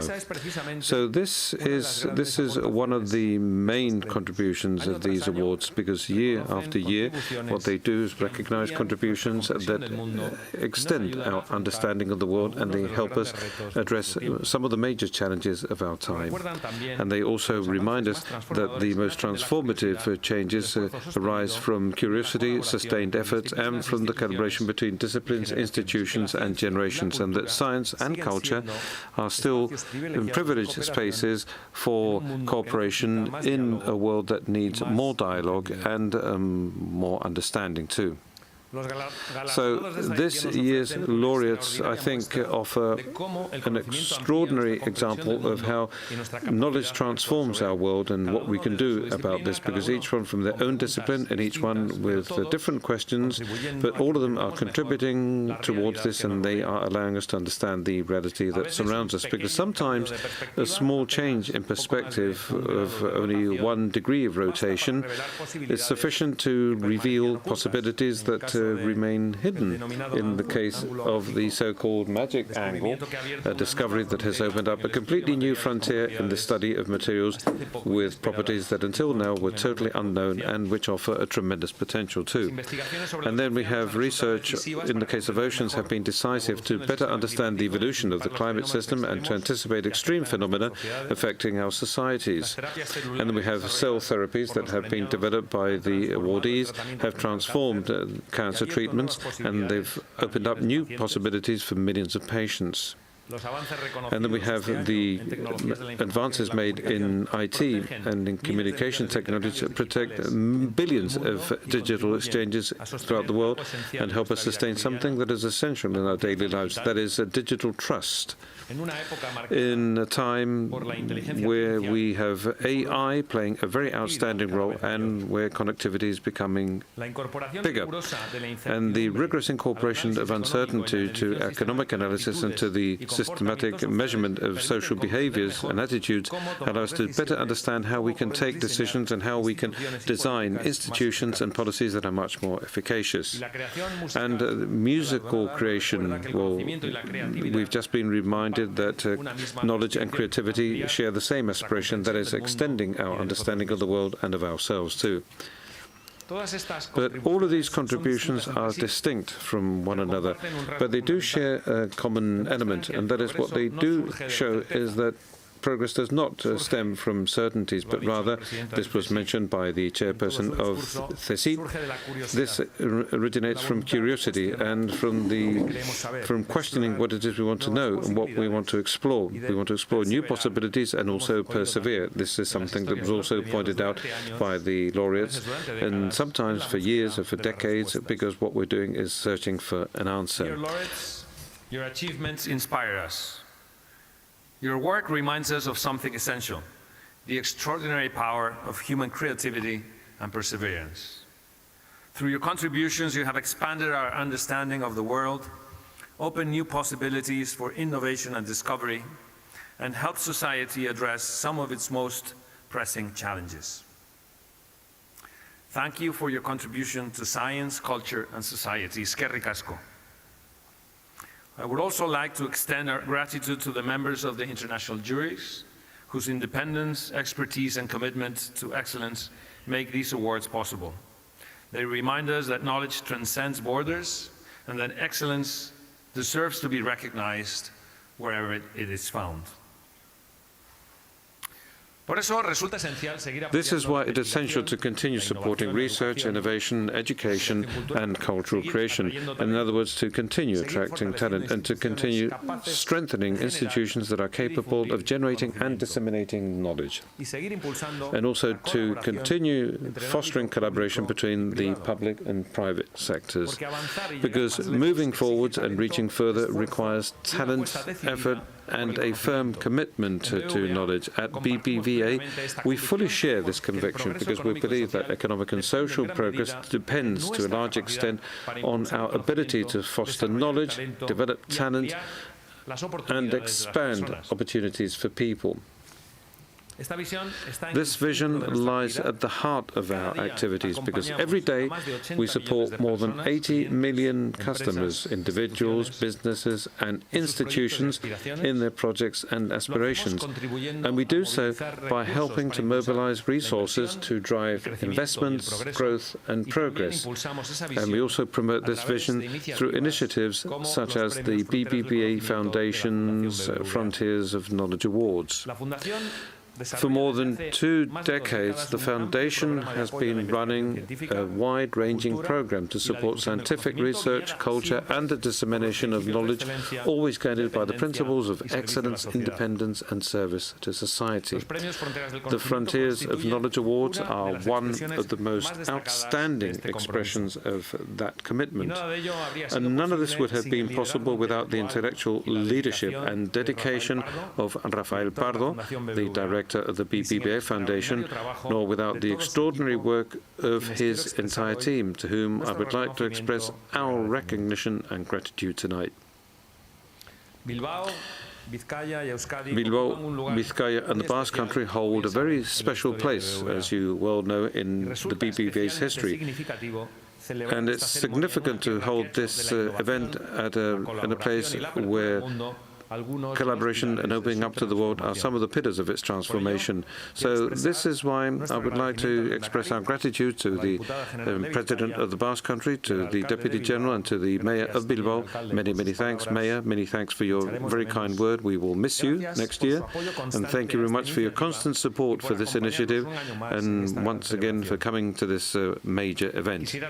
And I would also like to thank the CSIC for its support of the BBVA Foundation. It has been an essential organization in the broadest possible sense as regards maintaining the excellence and prestige of these awards. And I would also like to thank the members of the international jury, the technical committees, for being so rigorous, for being so independent, and because they guarantee the quality and prestige of these awards. And many thanks to the people representing the institutions, scientific societies, and organizations from the world of research and from the world of culture, with whom the BBVA Foundation has been cooperating for years. Many thanks to Leonardo, to the rest of the scientific and academic community, and the creative community that is here with us tonight, and many, many thanks to all of the people that have made it possible for this event to take place. So in a world that is full of uncertainties and complexity, the values that we're celebrating here tonight are more necessary than ever before. We are celebrating curiosity over conformity, evidence over disinformation, cooperation over fragmentation, and finally, creativity as a force that is capable of opening up new possibilities for the future. The laureates of this 18th edition remind us about something that is crucial, that its progress does not stem from certainty, but rather it stems from curiosity, or the will to explore whatever is unknown, of questioning what we believe in, or what we think we know, and of persevering in our search for answers. These awards, I think, represent much more than than an academic distinction. They are also an expression of trust in human capacity to discover, innovate, and create, trust in science and culture as tools to extend the possibilities of addressing the major challenges of our time, and also trust, which is more necessary than ever before. And knowledge does not eliminate uncertainty, but it allows us to understand the world better, and also allows us to make further progress. And that's what we're celebrating here tonight. And this is what these prizes represent to these Frontiers of Knowledge Awards. And I would like to finish by thanking you wholeheartedly. Many thanks to all the people that have come here tonight. Thank you very much.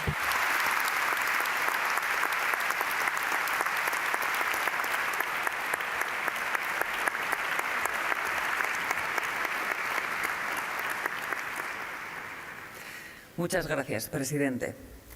Thank you very much, Mr. Chair. And we're honored to bring the ceremony to a close with a speech by the President of the Basque Government, the Lehendakari, Mr. Imanol Radales. Please, would you like to come to the stage?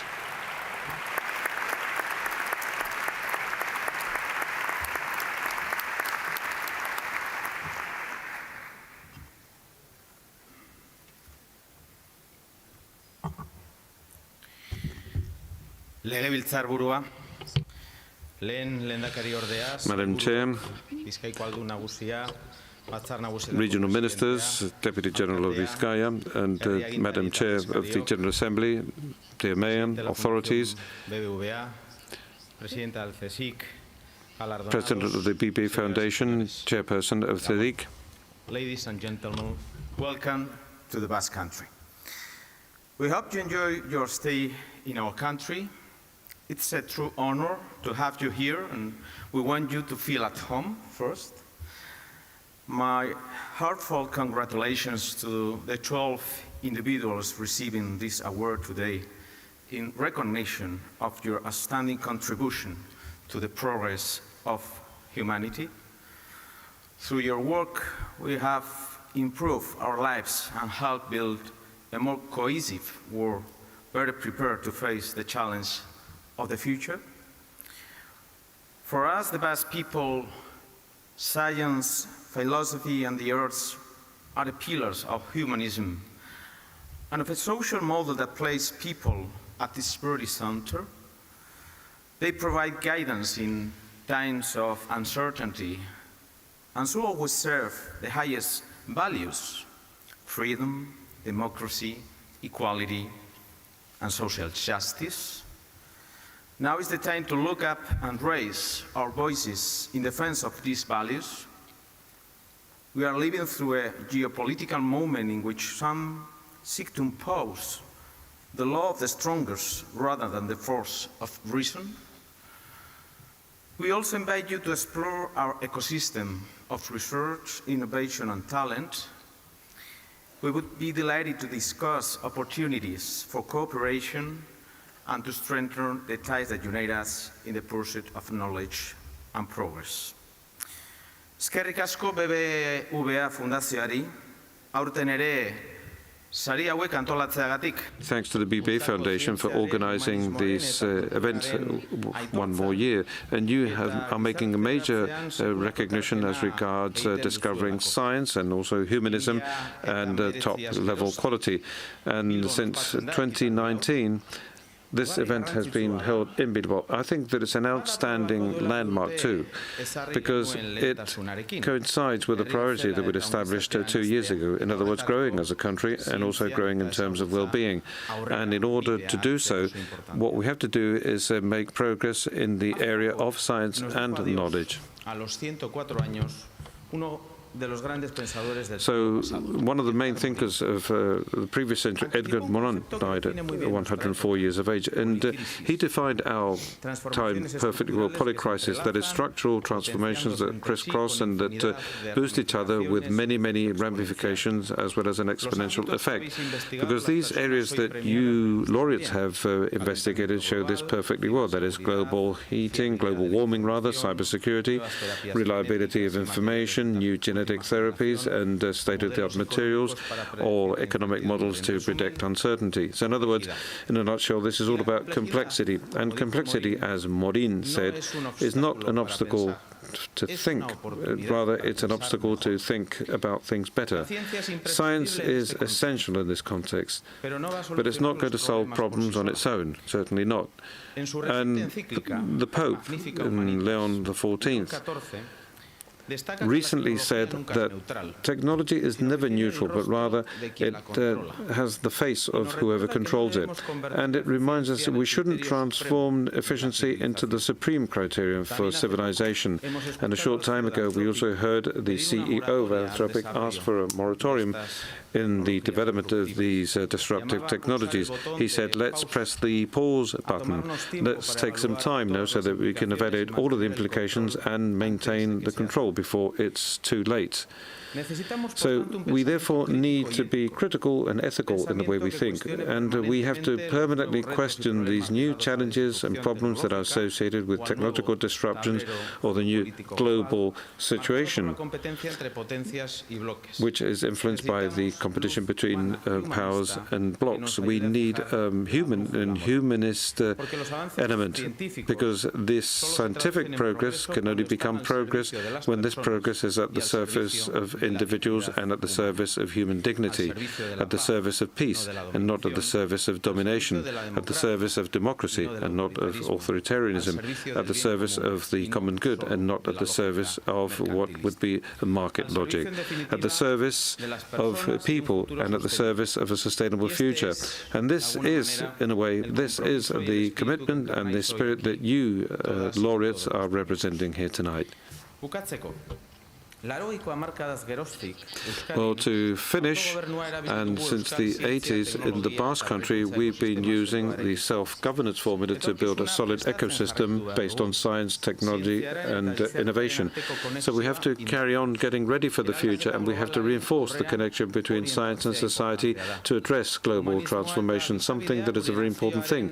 And it's equally important to incorporate humanism in our country. And this is the horizon that this is the objective that we've established with a new science plan.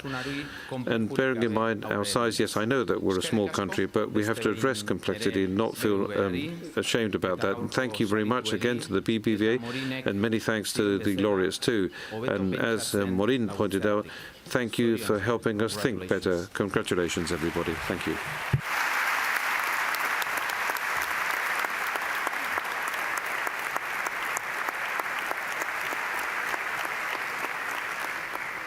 Eskerrik asko, lehendakari jauna. Thank you so much, Ms. Lehendakari. On behalf of the BBVA Foundation, we would like to express our gratitude to the Basque institutions, their representatives, and all the citizens of this incomparable city, and of the whole of the Basque Country for their hospitality and commitment to the Frontiers of Knowledge Awards. We would also like to thank the central government delegate in the Basque Country, the vice-chancellors and governing bodies of some of our universities, the Secretary General for Research at the Ministry of Science, Innovation and Universities, the Director of the Spanish Research Agency, the Coordinating Public Prosecutor for the Environment and Urban Planning at the Supreme Court, and the assigned public prosecutors, the Presidents of the Royal Spanish Society of Physics, the Royal Spanish Mathematical Society, the Spanish Scientific Society of Computer Science, the Society for Statistics, Operational Research and Data Science, the Spanish Society of Biochemistry and Molecular Biology, and the International Society for Hispanic Digital Humanities. We'd also like to thank leading researchers and professionals from scientific institutions with whom the BBVA Foundation maintains strategic partnerships, including CIC Biogune, VIO, the Vall-d'Hebron Institute of Oncology in Barcelona, the Hospital Clínic de Barcelona, the Barcelona Institute for Biomedical Research, and the Valencian Institute of Economic Research. Our thanks go to the representatives of the arts institutions with which we have partnerships: the Guggenheim Museum Bilbao, the Bilbao Fine Arts Museum, the Miró Foundation, the Prado National Museum, Bilbao Opera, the Gran Teatre del Liceu in Barcelona, and the Teatro Real in Madrid, and to the distinguished guests from the scientific community, the medical profession, and the business world, as well as the directors and professionals from some of our leading media organizations who honor us with their presence. We would like to reiterate our special thanks to the CSIC, the juries, and the nominating institutions. You, our guests, are an essential part of this tribute to the award winners. And we're deeply grateful to you for sharing these 2 days of celebration with us in Bilbao. Our thanks go to the teams at the BBVA Foundation and here at the Euskalduna Bilbao, and to our partner organizations Ars Video, Atlas Broadcast, Ingugom, Inevento, Linz Crane, New Communication, Sintonia and Unico, who have worked together to design and organize this award ceremony events in Bilbao. We congratulate the Euskadi Orchestra, its Director General Roberto Orgate, Maestro Lucas Macias, and the international soloists who treated us to a memorable concert yesterday. I would be grateful if you could just remain in your seats whilst the laureates, the jury members, the dignitaries and the chair leave this room. Let us give a final round of applause to the laureates and committee members of the 18th edition of the Frontiers of Knowledge Awards. Brindemos un último aplauso a todos ellos. Laureates,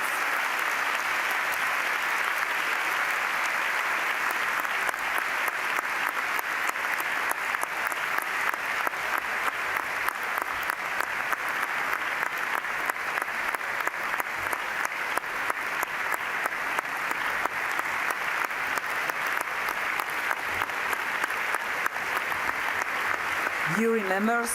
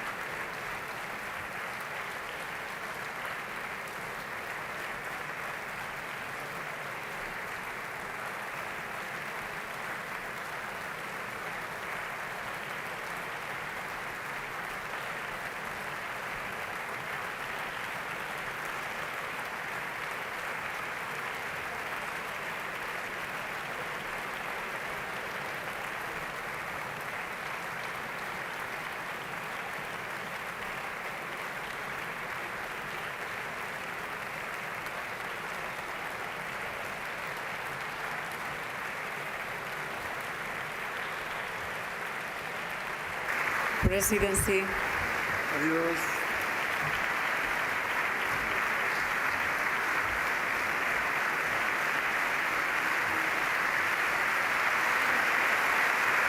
And authorities.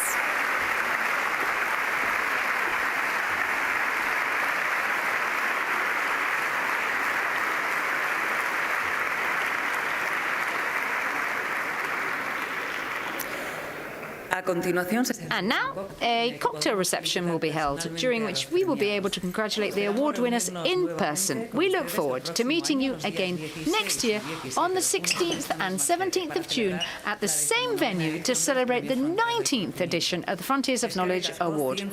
Thank you very much to everyone for taking part in this celebration of the universal value of science and art. Good evening.